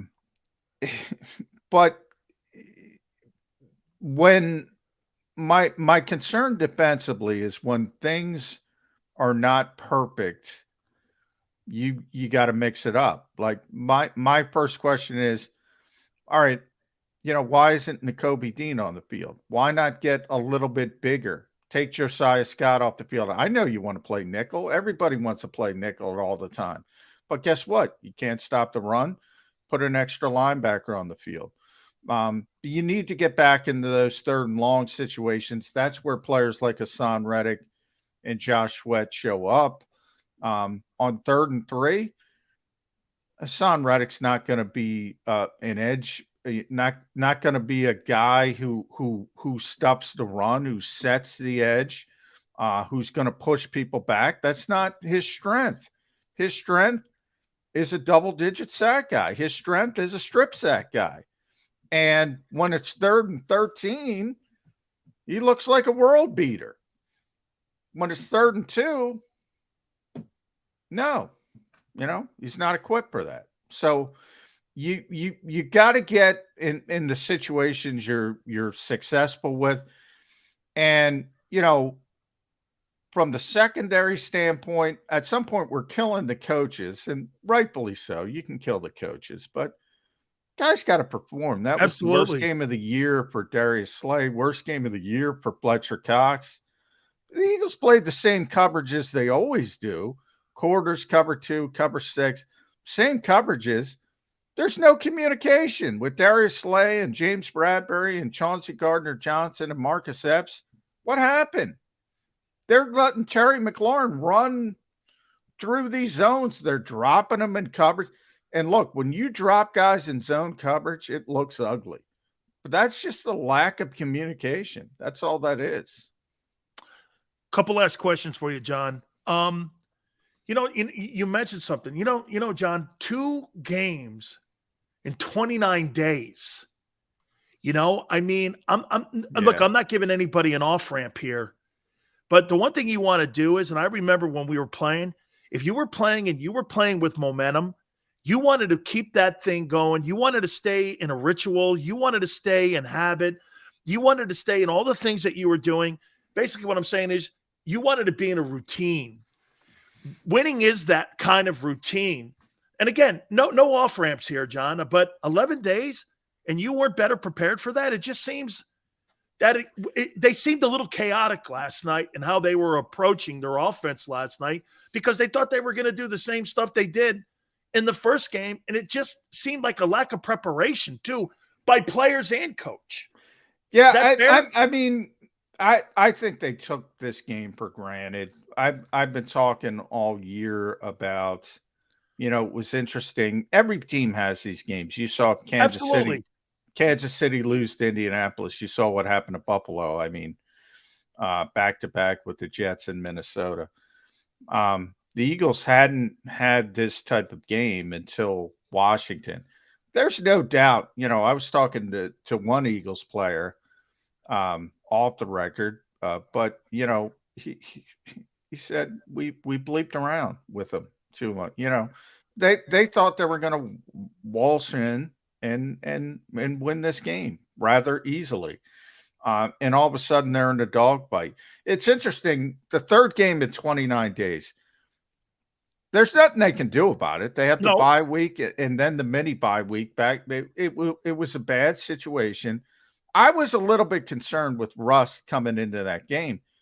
But you know what, Dan? They came out well. They came out, like I said, they got caught with the roughing the punter penalty, and you say, oh, here we go. But then the strip sack. And then he scored on the first series too, yeah, John. 3 plays, 18 yards because of the strip sack. Yep. And bang, 7-0. And you're saying, all right, they are going to blow this team out. And even when Washington scored, then they came right back with the Dallas Goedert touchdown. So they played well early, and then they've gotten this malaise, and they held, Washington did everything. I talked on the JAKIB Sports pregame show because it's not brain surgery. You knew what Washington wanted to do. Oh, yes. They wanted to run the football. They wanted to shorten the game. They wanted to keep the offense off the field, and they did exactly what they wanted to do. And the Eagles just coaching, offense, defense, they gave them every opportunity. But here's the good news. The glass is half full. They still should have won the game.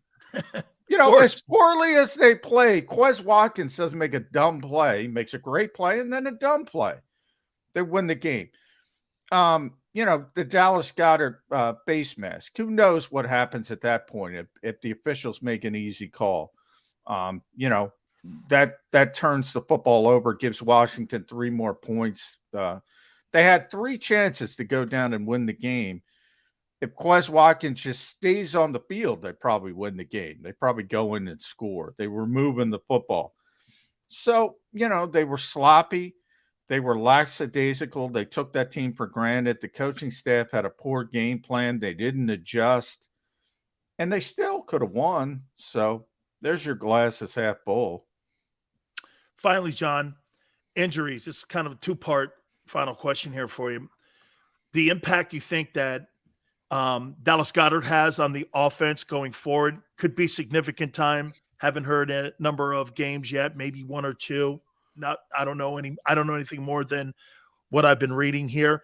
And also the Jordan Mailata injury. I mean, I got to say it, since that shoulder injury, he has regressed massively. First hit on the Dallas Goedert's importance to the offense moving forward, and then I'd like to get your thoughts on Mailata.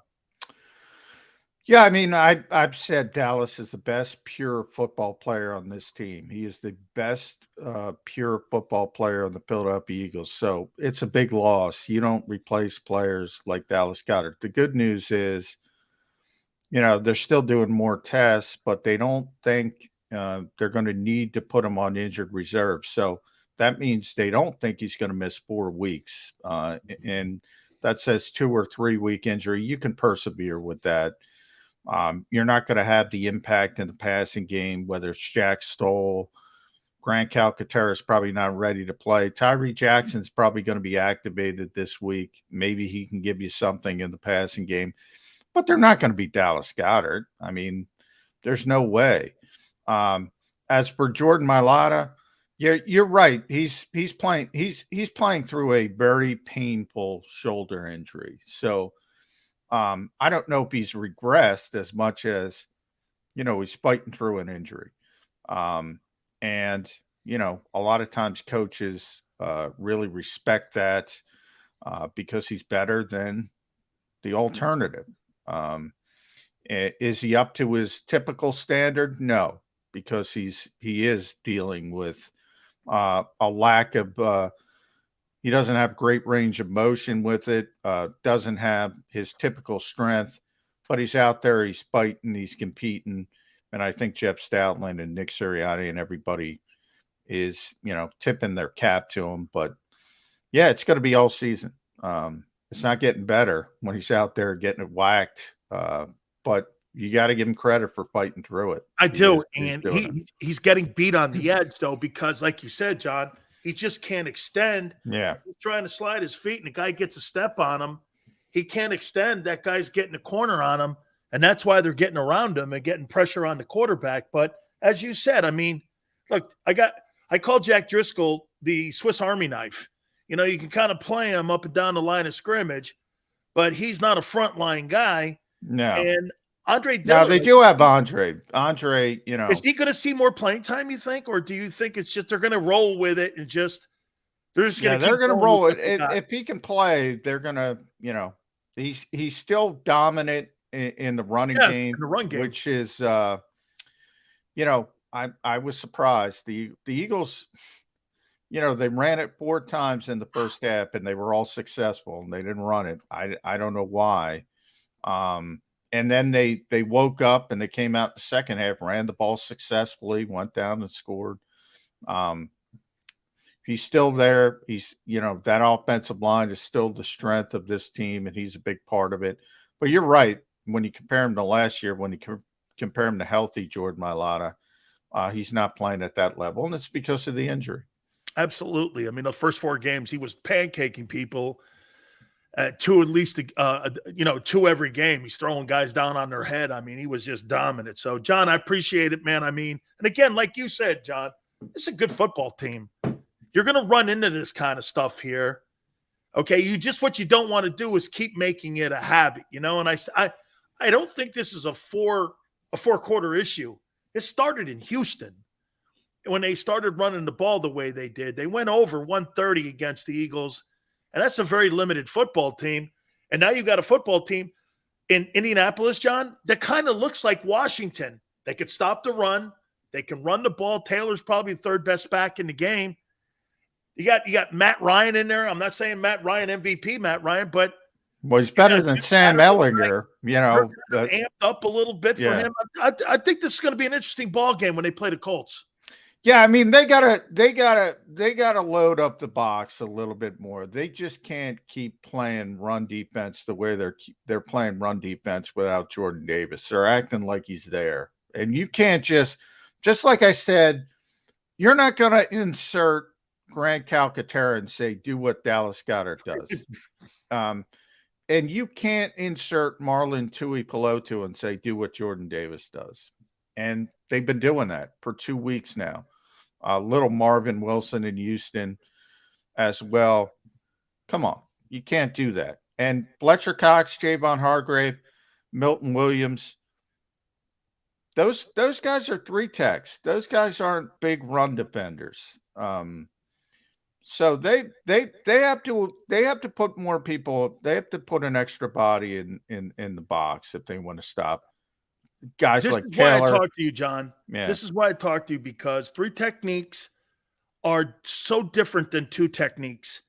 And there's when you're 2-gapping, you're told to keep the scrape lanes for the linebackers, be able to go up and down the sidelines the way they are. And when you got 3 technique guys who are used to getting penetration under a Jim Schwartz defense, and you're asking them to 2-gap, there's a twofold factor here, John. First, buying in, and to do that because you're used to making plays in the backfield. Now you're asked to do something. It's a completely different technique and skill set and mindset too, John, for D tackles not to get penetration. Yeah. And they're playing the Fangio scheme. So it's, you know, they call it gap and a half. It's not true 2-gap, but you know, that's why Fletcher was upset last year, because he spent years with Jim Schwartz. Go get the quarterback, go get upfield. But I'll tell you this about Jim Schwartz as well. You know, if they were having trouble defending the run, you know, he's going to put another body. So everybody has 1 gap, 1 gap, 1 gap, 1 gap, run fit, run fit, run fit. And they did a good job with it. Maybe the Eagles have to do more of that. Little single high safety, have everybody, you know, in their run fits until Jordan Davis gets back. You have to utilize what you have. And to me, you just can't keep playing what you want to play and just in certain players who can't do it. That's right. And Jim Schwartz, by the way, He's a consultant in Tennessee for Mike Vrabel, and that's why that defensive front is playing some pretty good football right now. They're the 3 seed right now in the AFC. So, hey, John, thank you so much, my friend. I really appreciate it. Don't forget, everyone, Birds 365, pre and post game. You see John all the time. He puts great stuff up on the JAKIB Sports site that we have. I watch it all the time. I get up and I'm in my bed watching you guys. I don't want to tell you what I'm doing, but I'm watching you guys in the morning. And by the way, just do me a favor. Tell Jody to lay off the Jets. They're not that good. And the most famous Jet is Fireman Ed. Yeah, Fireman Ed is back. Remember, he boycotted the Jets for a while, but he's back. He couldn't stay away. I always thought Fireman Ed was Jody. Hey, man, I appreciate it. Thank you so much, John. John McMullen, don't forget to catch out his work. All right, let's take a brief time out. Please hit the like button. We'll expand a little bit more on what John just said. Keep it here on the National Football Show. Don't wait until after Thanksgiving for leftovers. It's the new leftover sales event at Jeff D'Ambrosio Destination Downingtown. Jeff must get rid of hundreds of new 2022 vehicles on the lot. Rams, Grand Cherokees, Wranglers. Jeff has them all for less. Jeff has reduced prices and payments to the lowest they've been all year. And Jeff knocks down high interest rates. Save thousands more than anywhere else. Plus, get more for any trade or lease return. You always win at Jeff's. Great selection, best price. Hurry in now. Jeff D'Ambrosio Destination Downingtown. Nobody treats you better. Black Friday sales event. At Pond Lehocky, we've recovered billions of dollars for our clients, and we're confident we can do the same for you. With over 250 years of combined courtroom experience, we've helped over 100,000 injured clients obtain some of the largest settlements in Pennsylvania. One conversation is all it takes to help you and your family get back on track. If you've been injured in an accident, give Pond Lehocky a call.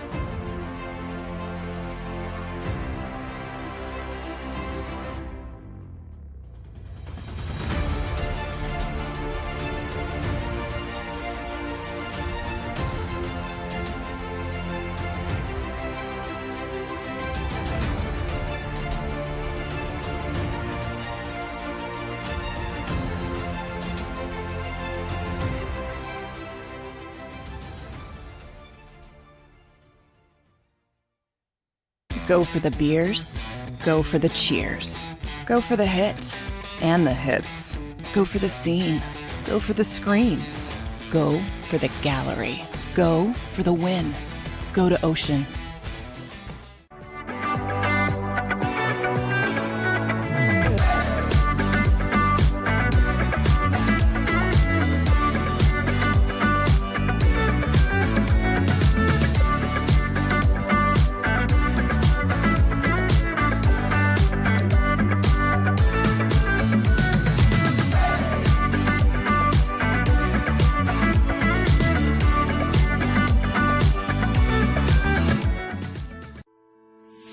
At Salus University, our graduates are among the most highly trained in their profession because of our unique emphasis on research, interprofessional collaboration, and early clinical exposure.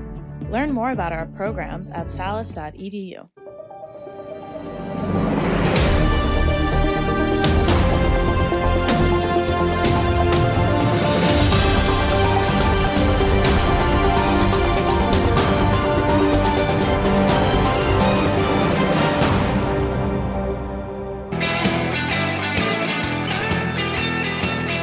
Big Steel's National Football Show. Appreciate you coming aboard. Thank you so much. I so appreciate it.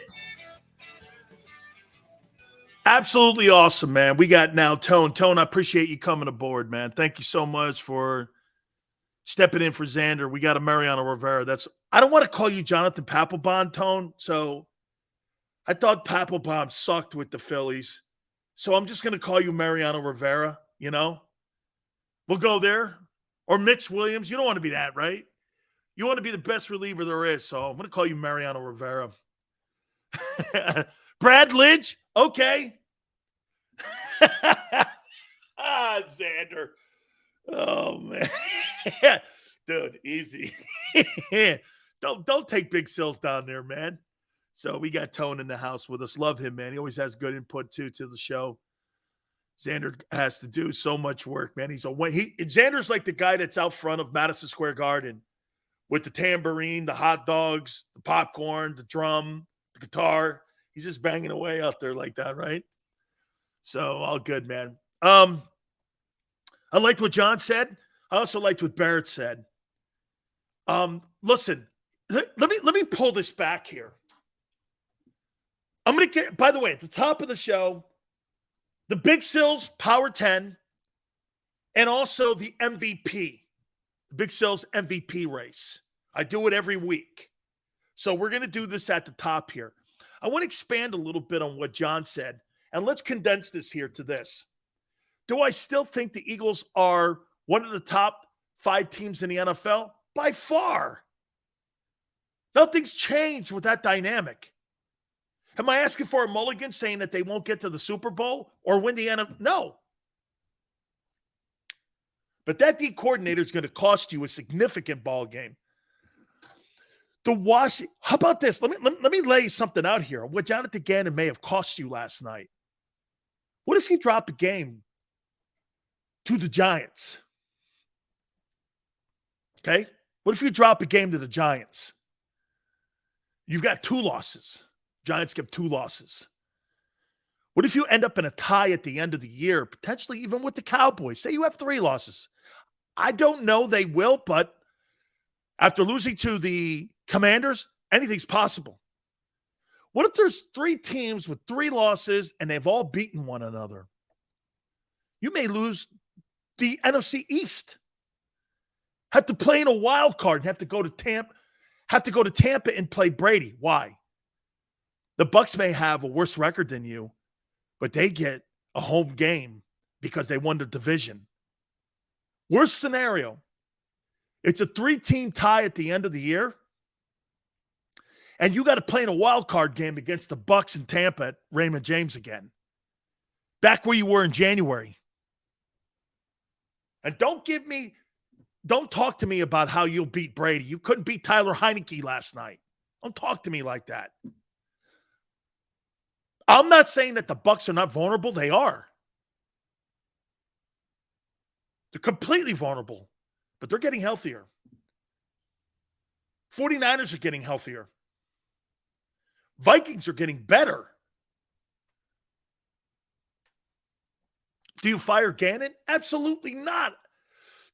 Get this. You know the worst thing to do is fire Jonathan Gannon right now. Why would you change the dynamic and create more chaos in your building by firing your DC, who's 8-1? You're going to fire a defensive coordinator? That talk is ridiculous. You're not firing anybody. Bad game. No. Drew, 2 bad run games. 2 bad.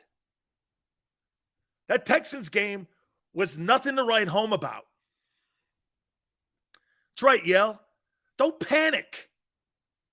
You know, I'll tell you the upsetting thing about the game plan last night by the Eagles, both defensively and offensively. You know what it was? It was chaotic. What were you trying to accomplish? Run the ball here, don't run the ball. Run the ball sometimes, then never run the ball. It was chaotic. You had 11 days to prepare for the Commanders, and you threw that game plan at Ron Rivera and Jack Del Rio and Scott Turner. They annihilated you. They ate your I'll tell you this. The coaching staff, in my opinion, took more of a beating than the players did last night. They were terrible. That team, the game plan itself was brutal.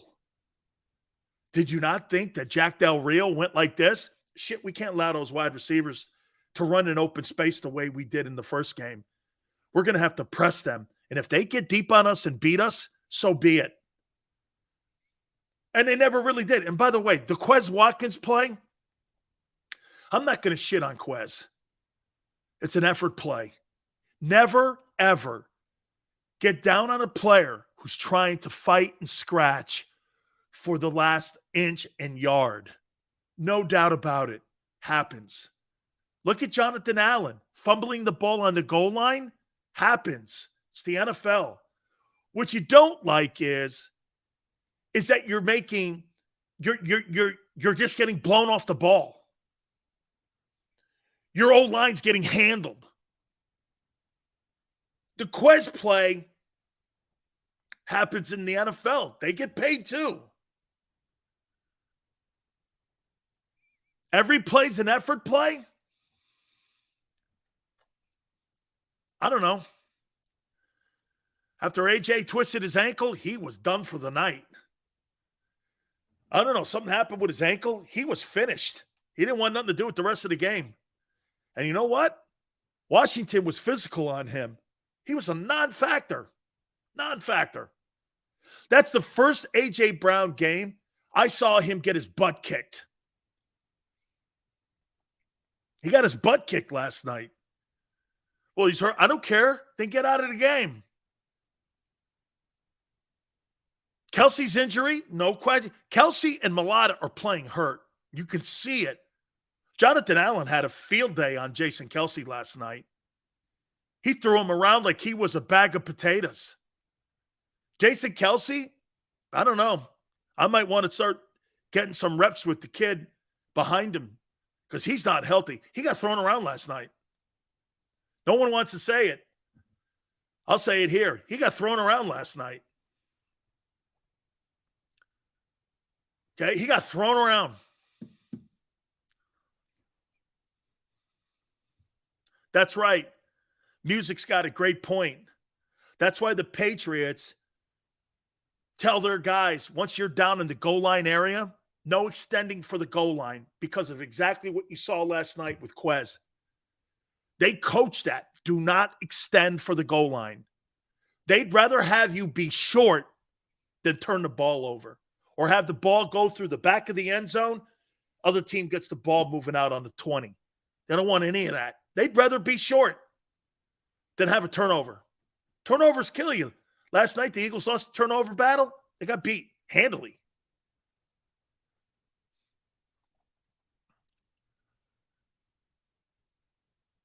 Kelsey was saying that those quarterback sneak plays wear him down.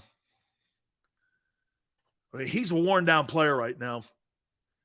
How about this? I'll be shocked if Jason Kelsey makes it through the rest of the season. He's a warrior. He's a warrior. But he's clearly playing hurt, and it's affecting the middle of the line. It's affecting it. Now, you have to have dominant tackles like they have in Washington to make that work. I mean, look, the penalties even in the game last night. We're going to reset here in a second. I got to take a time out here.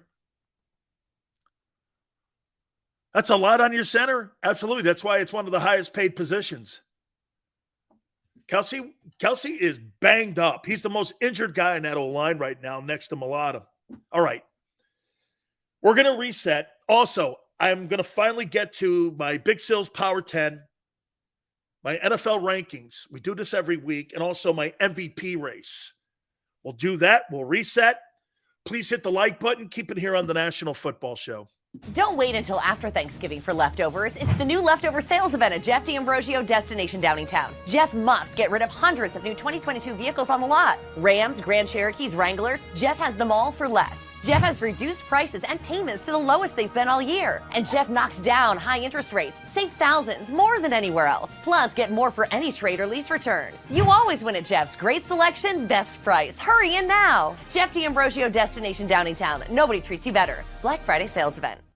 At Pond Lehocky, we've recovered billions of dollars for our clients, and we're confident we can do the same for you. With over 250 years of combined courtroom experience, we've helped over 100,000 injured clients obtain some of the largest settlements in Pennsylvania. One conversation is all it takes to help you and your family get back on track.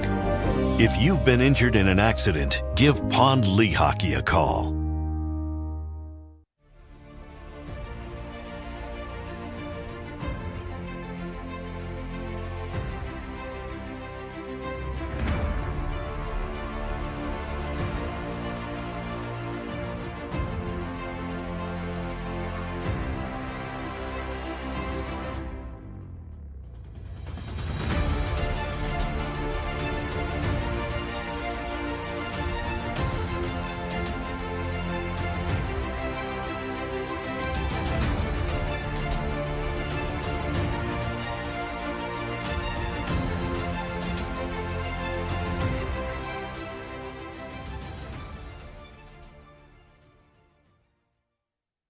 Go for the beers.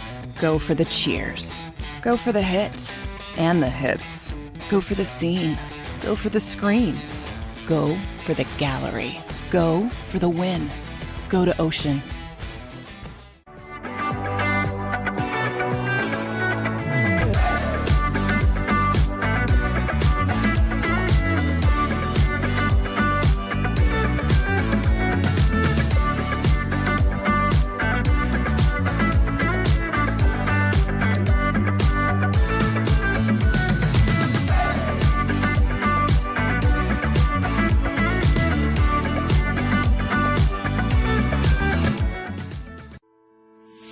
At Salus University, our graduates are among the most highly trained in their profession because of our unique emphasis on research, interprofessional collaboration, and early clinical exposure.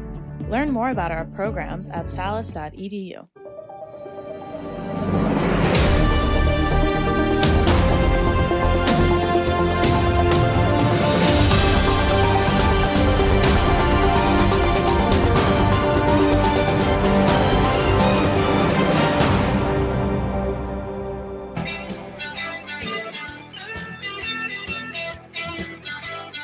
Hour number 3, National Football Show. Please hit the like button. Thank you guys so much for coming aboard. We're going to get to our Power 10 NFL teams and also our MVP race here in a second. So we really appreciate everybody stepping in here with us. So thank you guys so much here.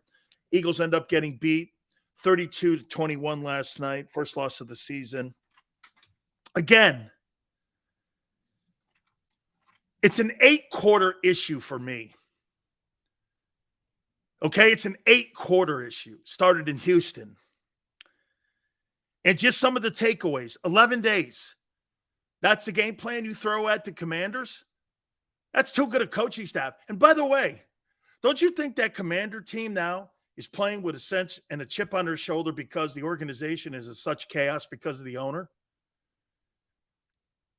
I would say Ron Rivera is probably doing this. Hey, screw what's going on upstairs. This is about us in the building here. And they took it to him. They took it to him. Fletcher Cox, you have no alternative but to play him.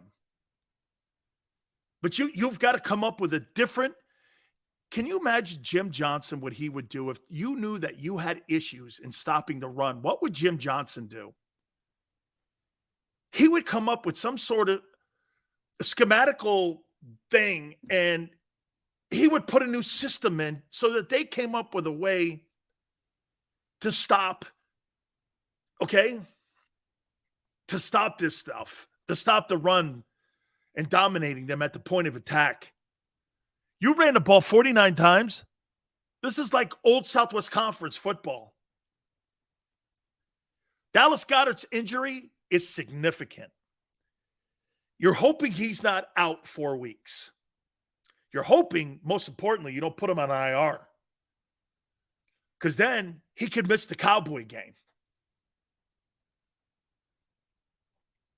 And by the way, face masks, that's one thing I hate about the NFL. When something is so obvious, you can't just do this. Oh, wait a minute. Let's stop it here. What's a face mask? It's a 15-yard penalty. They keep the possession. I don't know why you just don't do that.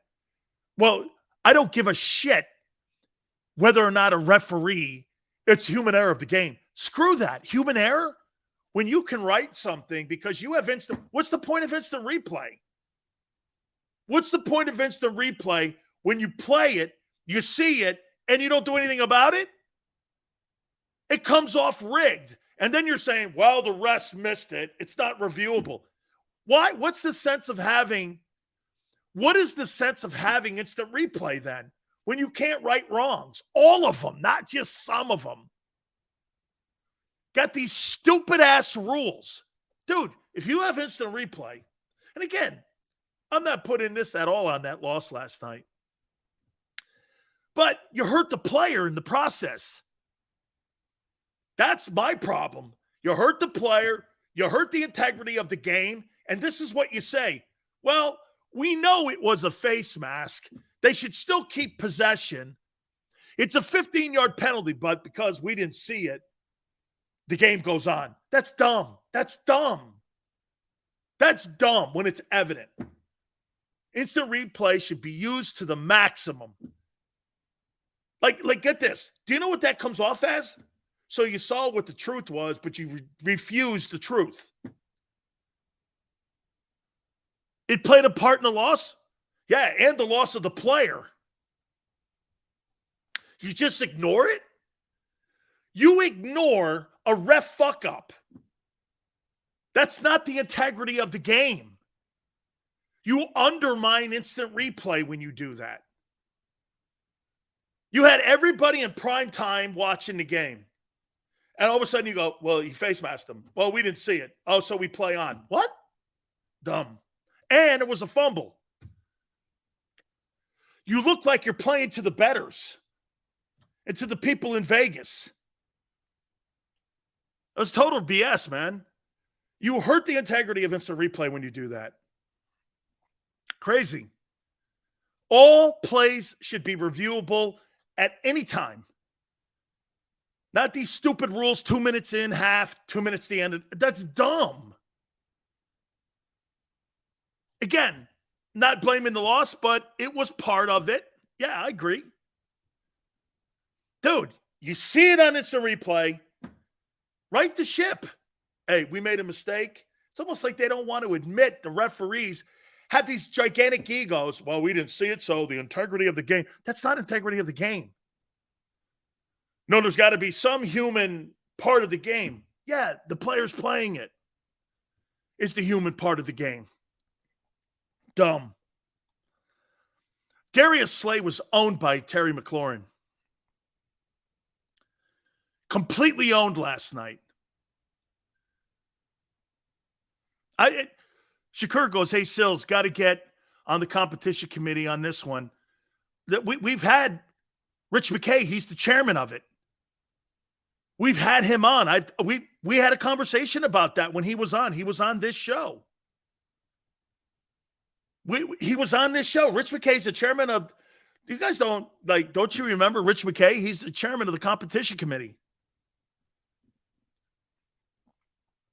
Logan, I agree. It's embarrassing on the rest part that it's clear game-changing play and they just ignore it. I agree. I don't bitch about a bad call because every team gets them every week. But I mean, totally, Logan. You don't have a right play. You don't, right? You have instant replay and you let the game go on knowing full well you screwed that sequence of plays up. And you're doing it why? Because you want the human part of the game? Being wrong is not the human part of the game.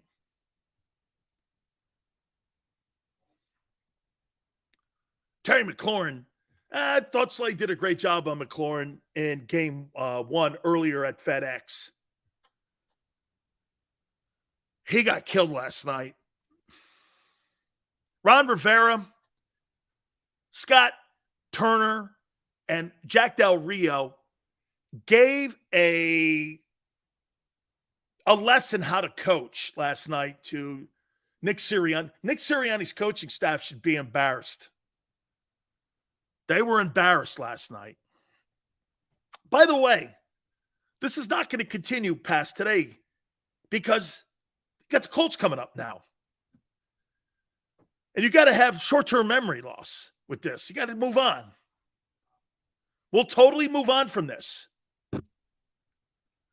But today, they were killed.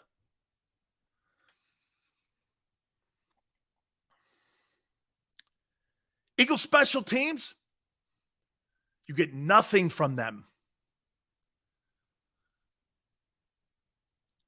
I mean, why have running backs on the team when you casually use them?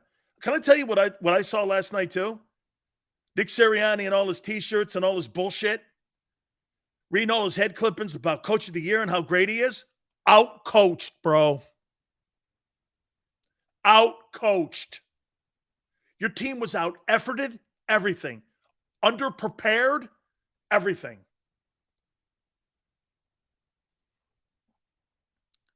They dropped leg flags for grounding. Why not face mask? Agree, Jesse. By the way, the Brandon Graham play, I'm not upset with that. It's an effort play. Stupid? Yes. Special teams. What special teams? There's nothing special about the Eagles special teams. They should just call it teams because that ain't special. Hassan Reddick, get off the bus. I got milk carton kids, too. We're going to talk about those guys. Let's do it now. By the way, let me go to the numbers first. When I show you these Washington numbers, what's exceptional? Tyler Heineke, 17 to 29, 211, a pick. Is that good enough to beat an undefeated team? Robinson, 26 carries, 86 yards. I don't know. Terry McLaurin was exceptional. 8 catches, 128. Miles Sanders, 12 carries, 54 yards. I'm shocked he had 12 carries. Jalen Hurts, 17 to 26, 175, 2 touchdowns, a pick, 94 quarterback rating. Okay. Again, one thing you've heard me do today, I've not blamed Jalen Hurts for this loss whatsoever. I don't think he played his best game, but he wasn't the reason they lost that game.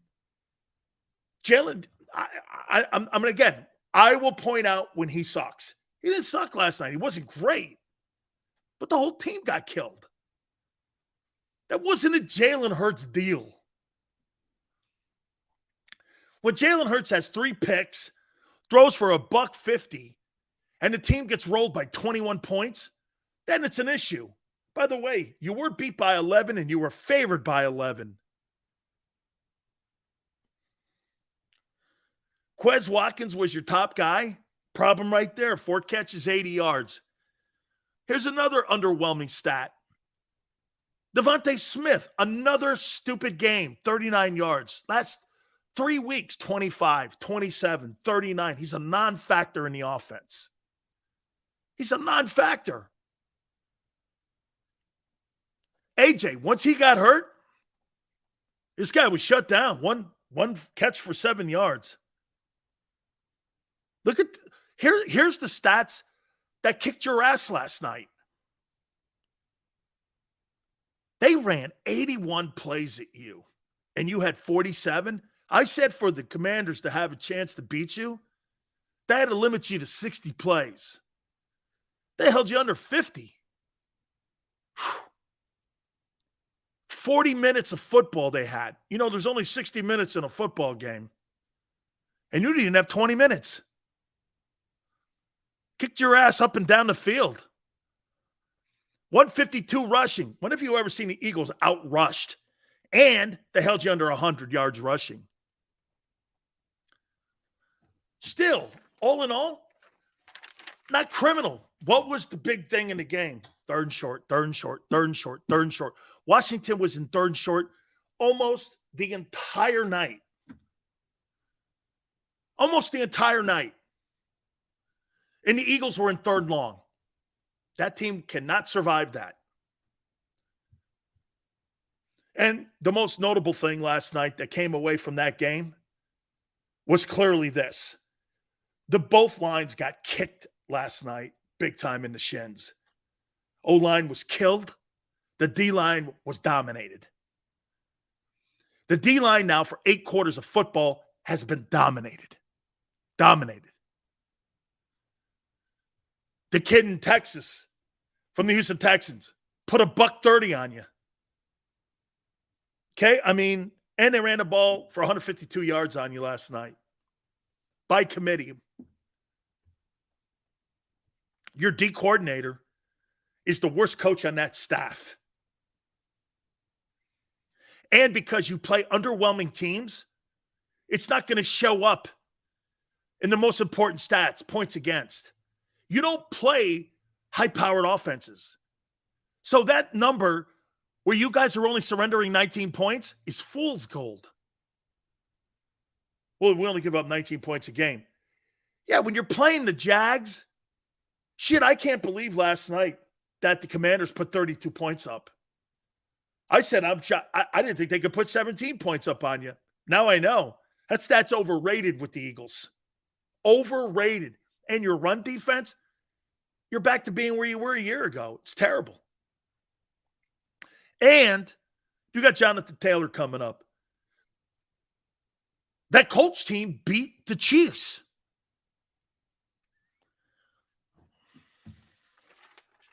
I'm going to say it again to you. The second time through, Jack Del Rio saw what they did at FedEx, shut down every single thing that they did. Jammed the receivers, press coverage them. Jack Del Rio and Ron Rivera said this, well, if they're going to beat us, they're going to beat us deep. And they don't think Jalen can beat you deep. That's what they said, and they were right. They couldn't. You know why? Play action was a non-factor last night. Was a non-factor. Second time through, guarantee you the Cowboys are going to be a whole different football team come Christmas Eve. I still don't buy them. Then again, I think Dallas has a better O-line than Washington. And I think they got a better collection of backs. And the quarterback's better than Tyler Heineke. Tyler Heineke beat you. I said this also yesterday to you. Okay?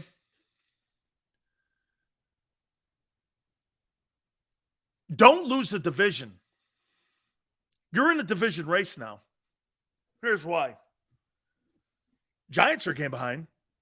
They're not 3 or 4 games behind. They're 1 game. And they can run you off the field better than Washington can. Don't have a 3-team tie at the end of the year where 3 teams have 3 losses. Okay? And you're battling for the NFC East. And don't tell me, well, we won't lose enough. You don't know that. You just lost to a 4-loss team. You don't have any idea. Now reality sets in. Okay? There's teams that are playing better. The Eagles had a first bump. Again, it's a bump, but I think it's more of an 8-quarter bump. We'll see how they play against Indy. They're going to be high-powered, jacked up. Jeff Saturday, all that bullshit they got going on there is another maniac owner. Imagine if you have to play a wild card game in Tampa again. Just because you have a better record than Tampa, you don't get a home game. Division winners get home games. That's why it doesn't matter what the Bucs are doing. If the Bucs win the division, they automatically get a home game. Whether you're 15-1 or 16-1, or the Buccaneers are, get this, 7-9 or 7-10. Doesn't matter. They get the game. You got to play Brady at his place on the road. I don't know. Now you're not going to be able to talk undefeated anymore. It's probably a better thing. This has always been about home field advantage and winning the East.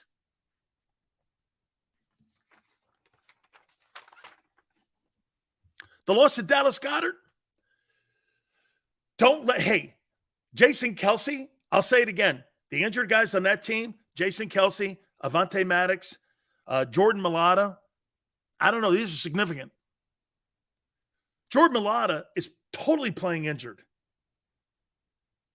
Jason Kelce, he got killed last night. Again, he's banged up. The guy's a Hall of Famer, all of that.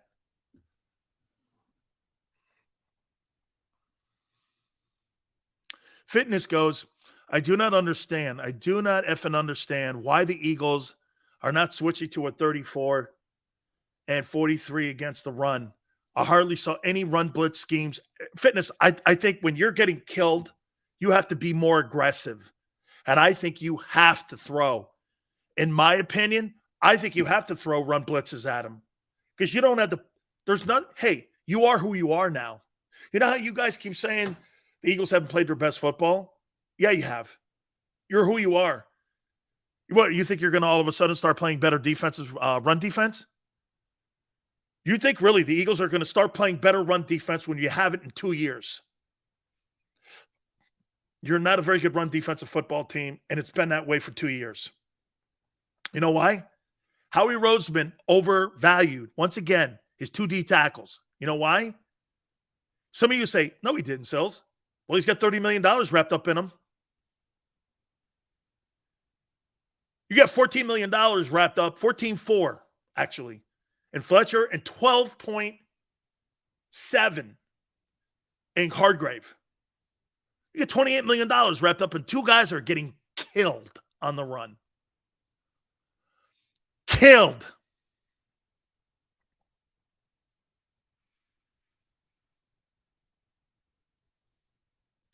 I'm late to the stream, so I don't know if it's been said, hey, but hey, Sills, congrats on Eagles losing. It's not, I'm not, there's no celebrating in that. Who says I was hoping they lose? It's a reality check on who you are. And finally, facts come into what I've been saying.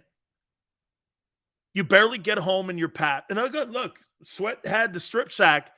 You were up on that team and then got blown out.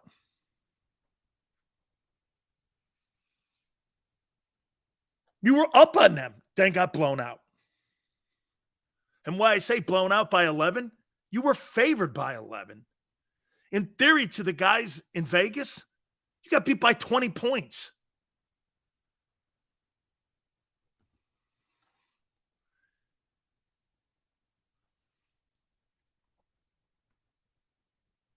The season's not over. It all depends who you get matched up in the playoffs. Here's the team I don't want to play. Let me say this to you. You do not want to play a healthy 49er team. They will run you into the ground. Okay? They will run you into the ground, and they got the defense to pound you too.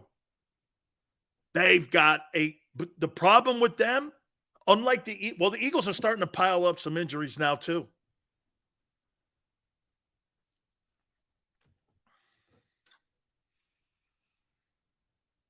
There's no doubt. I want to get to my top 10. Big Sills top 10.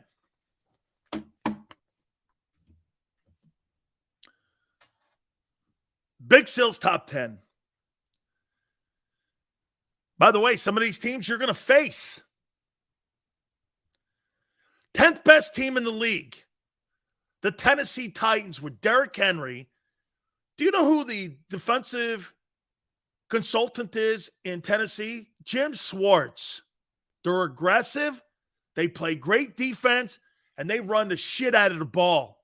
Hey, Philly, you play them this year too. Number 9, the 49ers are getting better every week. Trent Williams is the best tackle in football.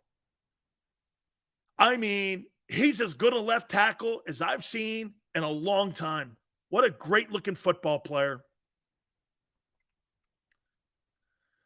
Number 8, they got beat by Green Bay. Got the Cowboys here still. Cowboys, Dak Prescott's got to figure out how to win big games. I think Dak Prescott holds that Cowboy team back. Can you imagine? A $42 million guy holds a team back. Number 7, the Buffalo Bills. They'll right the ship. Too good a quarterback, too good a football team. Number 6, the Baltimore Ravens. Lamar Jackson's playing great football. Can they play good enough on defense to be a factor? That I don't know yet. Here are your top 5 teams.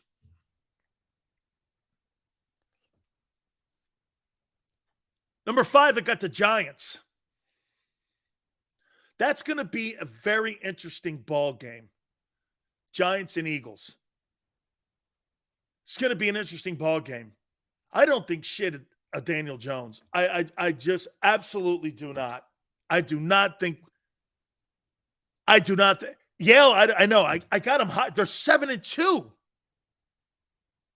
You can't just keep denying it. They're 7-2.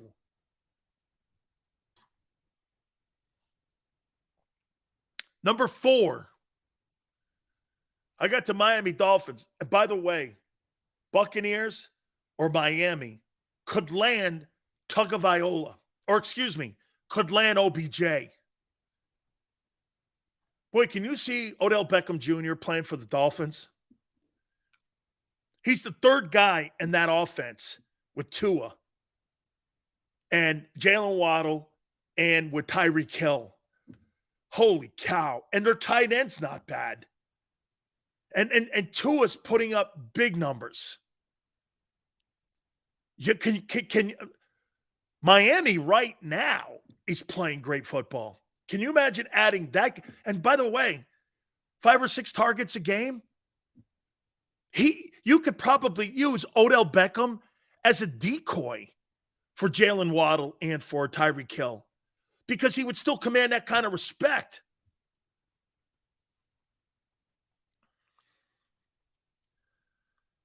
Number 3, I got the Eagles here. Now, look, this will change. The Eagles have never come out of the top 3. Okay? You're probably going to be surprised. Well, I don't think you'd be surprised. Watch this.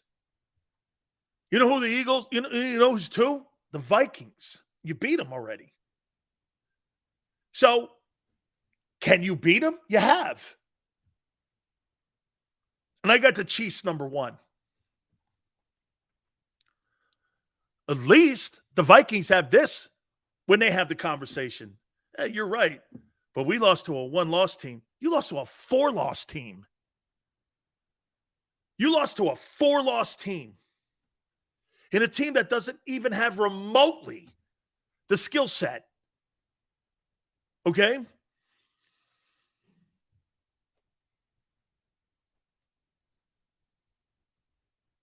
Titans, Niners, Cowboys going from 10 up. Titans, Niners, Cowboys at 8. Bills at 7. Ravens at 6. Giants at 5. Dolphins at 4. Eagles at 3. Vikings at 2. Chiefs at 1. To me, the Vikings are playing better ball than you right now. Eagles are leaking oil in the run defense. And starting to see the injury bug. By the way, that's not the same team that was, as I told you. Here, as we're in the midway point of the season here, you're not the same team you were in week 4. You're more banged up now. You're leaking oil on the run defense. You're not the same. Let's see how this plays out even more. In fairness, Washington had the Vikings on the ropes. They sure did, but they pulled it out.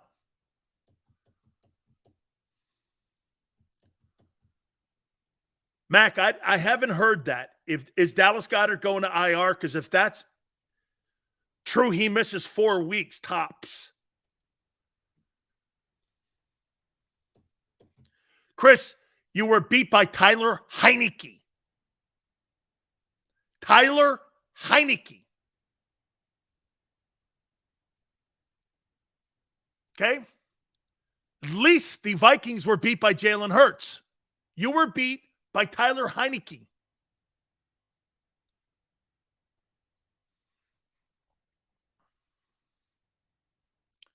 That's significant if true. That if Dallas Goedert's going to IR, that's automatic 4 weeks. Here's a complete denier. Vikings have barely won most of their games. Should have lost a while. Shoulda, coulda, woulda. Not happening here. I don't do a shoulda, woulda's. They've won. They're 8-1 also. And they've lost to a good team. You lost to a shitbag team. Tyler Heineke.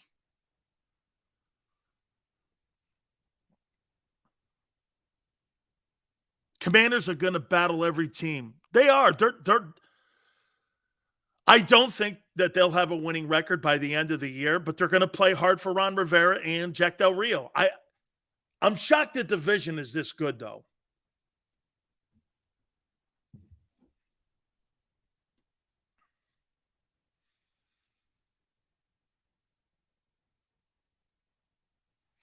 Let's do the MVP now. Let's get into the MVP race. Isaiah goes, his name is Taylor. Taylor. Does it matter? Seriously. Oh, wait. Before I get to the MVP, here's the Eagles milk carton kids. And I do this every week now for players that need to call the NovaCare Center because, quite frankly, they were missing in action last night. Have you seen this player, if true, called Howie Roseman or Jonathan Gannon or Shane Steichen or Nick Sirianni? We're looking for him. Fletcher Cox is on the milk carton this week. Dude, you're a non-factor this year. I mean, 14-4, holy cow. That must be like a retirement pay they're giving him because he's terrible. A.J. Brown, $25 million, one catch, 7 yards. Milk carton. Miles Sanders, he's on the milk carton. Have you seen this guy? Please call 1-800-EAGLES. Hassan Reddick. Have you seen Hassan? Fletcher Cox, A.J. Brown, Miles Sanders, and Hassan Reddick are milk carton guys this week. Phew.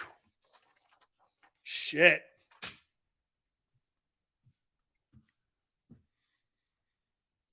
Here's your MVP race. Slay was almost on it. He was, Steven. He was almost on it. Here's your MVP race. At number 10, they're getting all their weapons back. Justin Herbert, Los Angeles Chargers. I think he's a fine ball player. I think their coach blows. Number 9, Tyreek Hill, Miami Dolphins, having a historic season. Think he's a great player, and he has proven me wrong. He's actually gone to Miami and improved his numbers. Number 8, I know they got beat by the Bucs. No shame in losing to Brady, though. I got Geno Smith. Did you see that Pete Carroll and Geno Smith's people are now talking short-term contract extension? Good for Geno. Geno's earned a contract extension, and get this. Those players love playing for him in Seattle, and Pete sees that, and they're going to reward him. Number 7, Kirk Cousins, Minnesota, having another great year. They're now 8-1. They got the Cowboys this week, too. That's going to be a pretty interesting ball game. Number 6, 5-4. Bengals win the AFC last year. I got Joe Burrow here at number 6. This is after starting 0-2 on the year, too.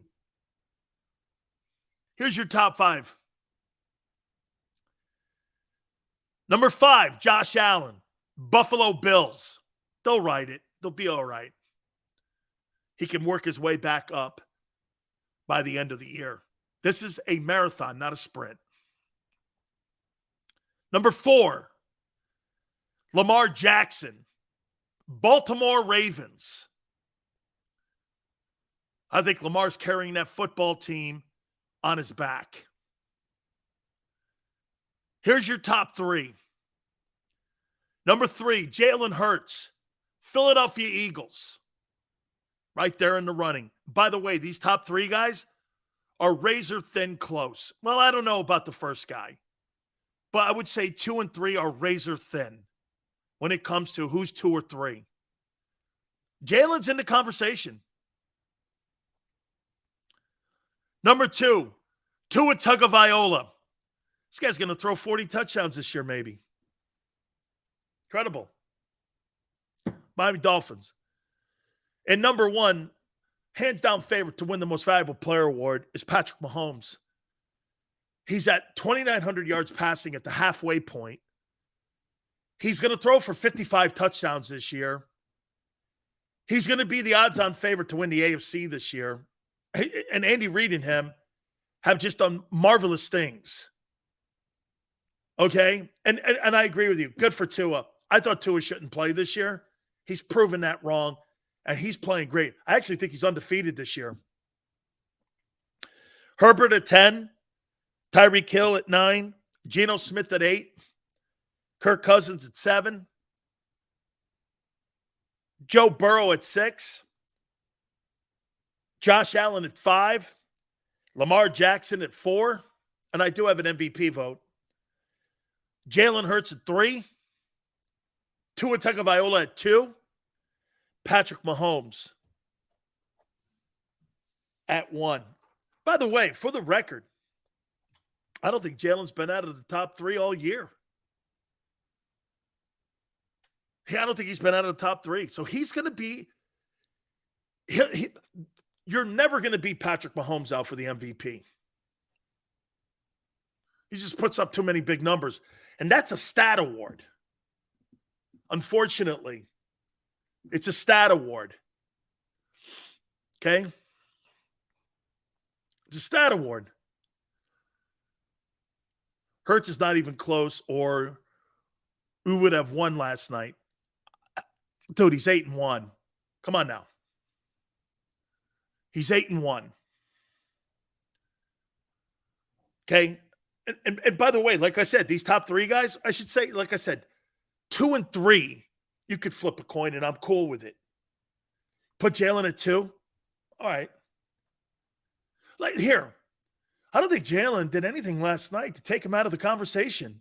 You know, some people today are trying to take Jalen out of the conversation because they're not undefeated. I was like, I don't think Jalen cost himself anything last night. That's not how I saw that. I know people were posting on my Twitter page at Dan Sileo Show. I hope you'll follow me there too. Sileo couldn't wait for Jeff. That's not what I haven't done any of that today, have I? I don't think I've been unfair to Jalen at all today. Do you? I don't think he played his best game, but I thought he was okay. You'll know when you see a shitty game. And I don't. Jalen could have easily won that ball game. Quest catches that pass, and Goddard. There were so many factors in that thing last night. And your D coordinator sucks. Hurts didn't lose the game. Our D-line got on the bus with Washington and went for a ride. 215. I'm not down anything on Jalen.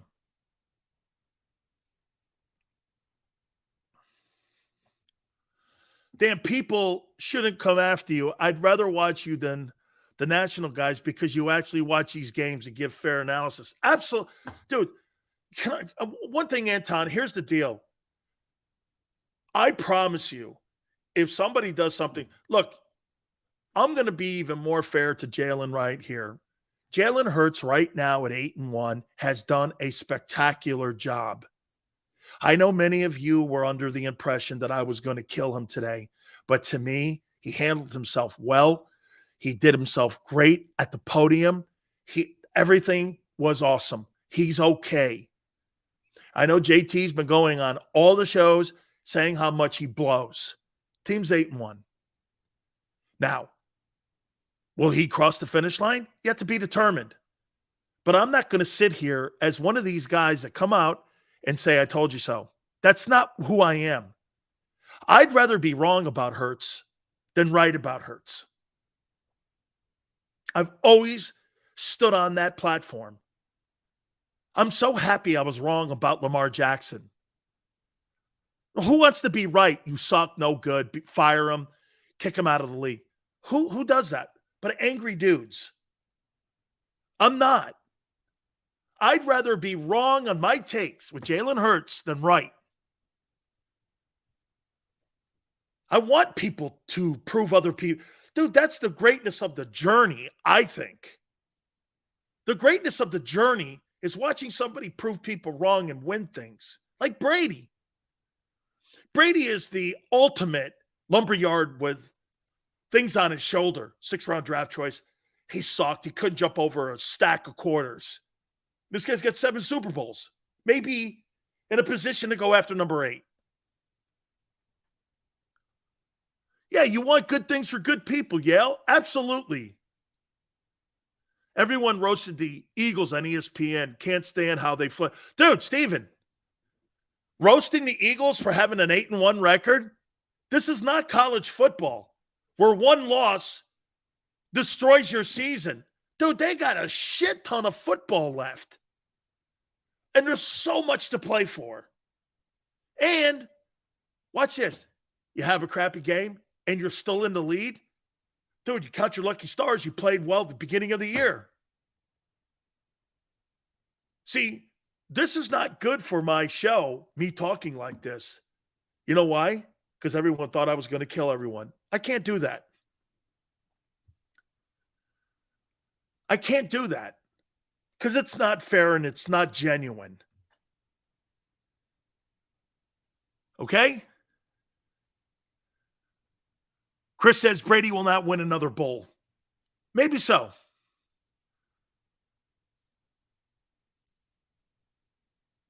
Sileo, Stephen A., and Ryan Clark. They're wrong. They may not be wrong about Prescott. They may not be wrong about Prescott. Okay? But Jalen Hurts last night did not take himself out of the MVP race. There's absolutely no benefit in me going, yeah, Jalen's now 10th. Come on, man. Then I'd be sounding like Bayless, who constantly pisses all over LeBron, and LeBron's a 4-time NBA champion and 3 MVPs in 3 different finals with 3 different teams. Come on, man. You got to be crazy to talk like that. I can't. Silio's 170 yards passing, good or bad? Depends. I've seen Brady win ball games throwing 170 yards. Shit, I think I saw Brady win a Super Bowl throwing for 150 yards. And I think I saw Brady throw for 500 yards and lose. Wasn't that against the Eagles? Wasn't that against the Eagles? Brady threw for, how many yards did he throw in that 14-7 win over the Rams? 150 yards? And then against the Eagles, he throws for like 500 yards and he loses. Jameson Sills, we need you at the link. Family. I like that. Thank you, Jameson. That means a lot, dude. Super Bowl 52, Tom Brady throws for a boatload of yards and loses. Against the Rams, he throws for under 200 yards and they win the Super Bowl. What would you rather have? Depending on what the game needs. Jameson, that's nice of you, man. Thank you, sir. That's cool. I got to take a timeout. Tone, everybody's going to kill me because I talk so much. Hit the like button. Keep it here on the National Football Show. Don't wait until after Thanksgiving for leftovers. It's the new leftover sales event at Jeff D'Ambrosio Destination Downingtown. Jeff must get rid of hundreds of new 2022 vehicles on the lot. Rams, Grand Cherokees, Wranglers. Jeff has them all for less. Jeff has reduced prices and payments to the lowest they've been all year. And Jeff knocks down high interest rates. Save thousands more than anywhere else. Plus, get more for any trade or lease return. You always win at Jeff's. Great selection, best price. Hurry in now. Jeff D'Ambrosio Destination Downingtown. Nobody treats you better. Black Friday sales event. At Pond Lehocky, we've recovered billions of dollars for our clients, and we're confident we can do the same for you. With over 250 years of combined courtroom experience, we've helped over 100,000 injured clients obtain some of the largest settlements in Pennsylvania. One conversation is all it takes to help you and your family get back on track. If you've been injured in an accident, give Pond Lehocky a call.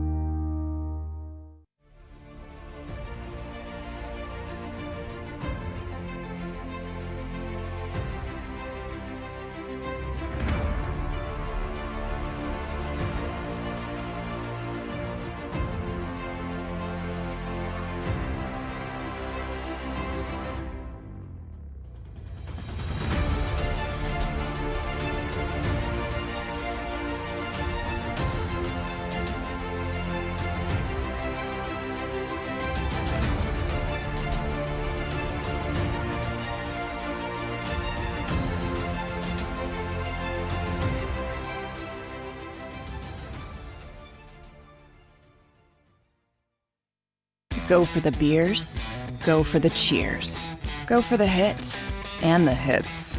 Go for the scene, go for the screens, go for the gallery, go for the win, go to Ocean.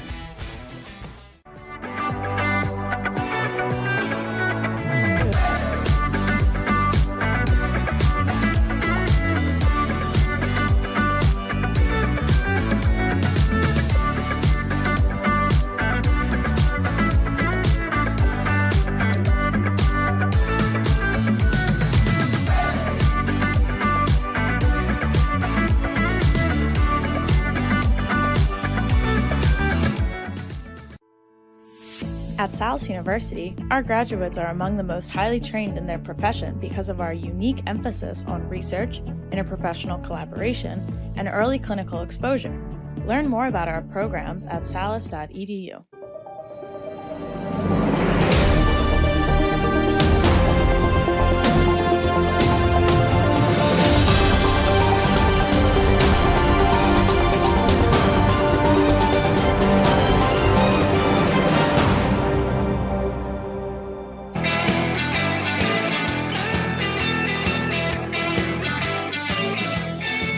I'm on my Twitter page just a couple seconds ago, and I'm watching LB, Lord Brunson, say that I've been ripping Jalen Hurts all day.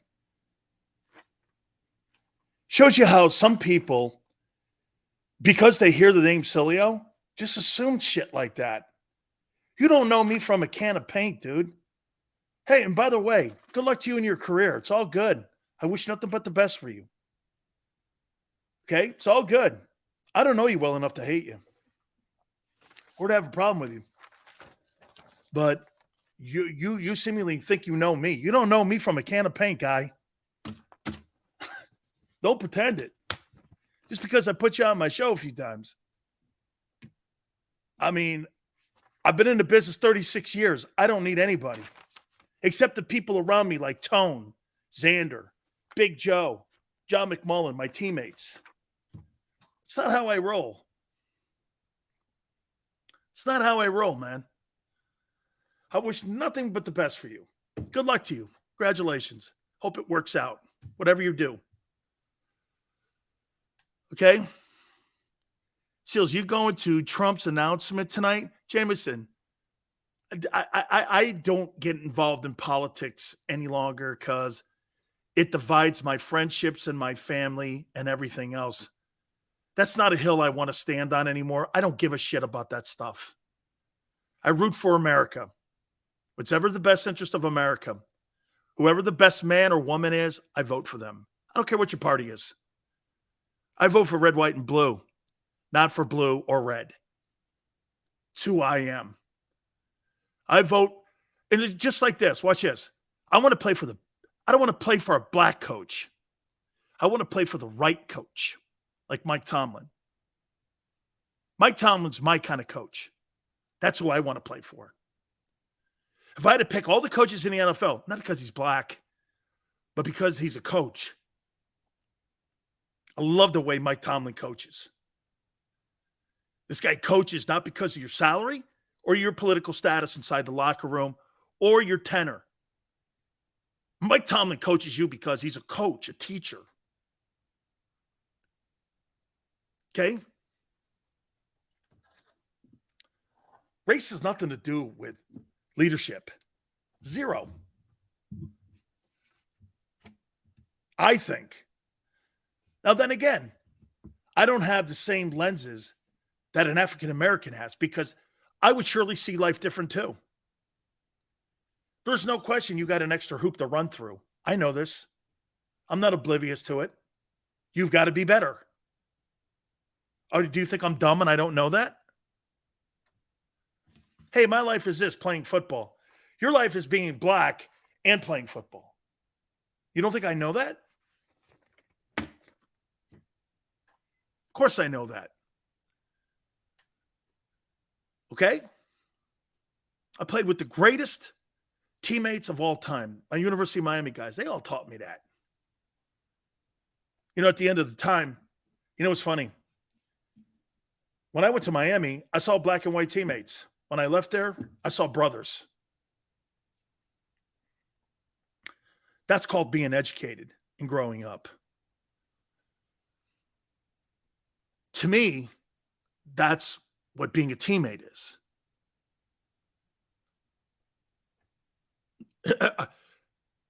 Black coaches have to run through different hoops? Of course they do.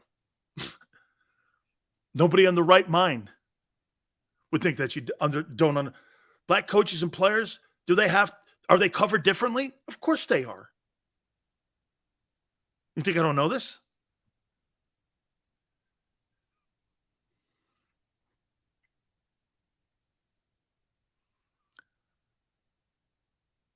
Time for you to invite Joey Shakes. We'll see. Stephen goes, political talk is for Facebook. Dude, political talk has nothing to do with me anymore. I mean, I tried it, and guess what? It totally didn't help me whatsoever. I mean, by the end of the night, I had my aunt screaming at me. My kid not talking to me for 3 weeks. Wasn't good. Believe me. Wasn't good. So look, what's the end result here? Tomorrow, guess what? This is the NFL, fans. Fans and friends. You know what we are tomorrow? On the Indianapolis. You're going to have people in Philly sitting here banging on this topic for the next 3 weeks or 3 days. 3 days, the whole, it's going to be. To me, we're on to Indianapolis tomorrow. Sills, I hate you. Have a good night. Oh, man. Hey, Sills, love the show. Hate you. Yeah, tomorrow we're on to Indianapolis.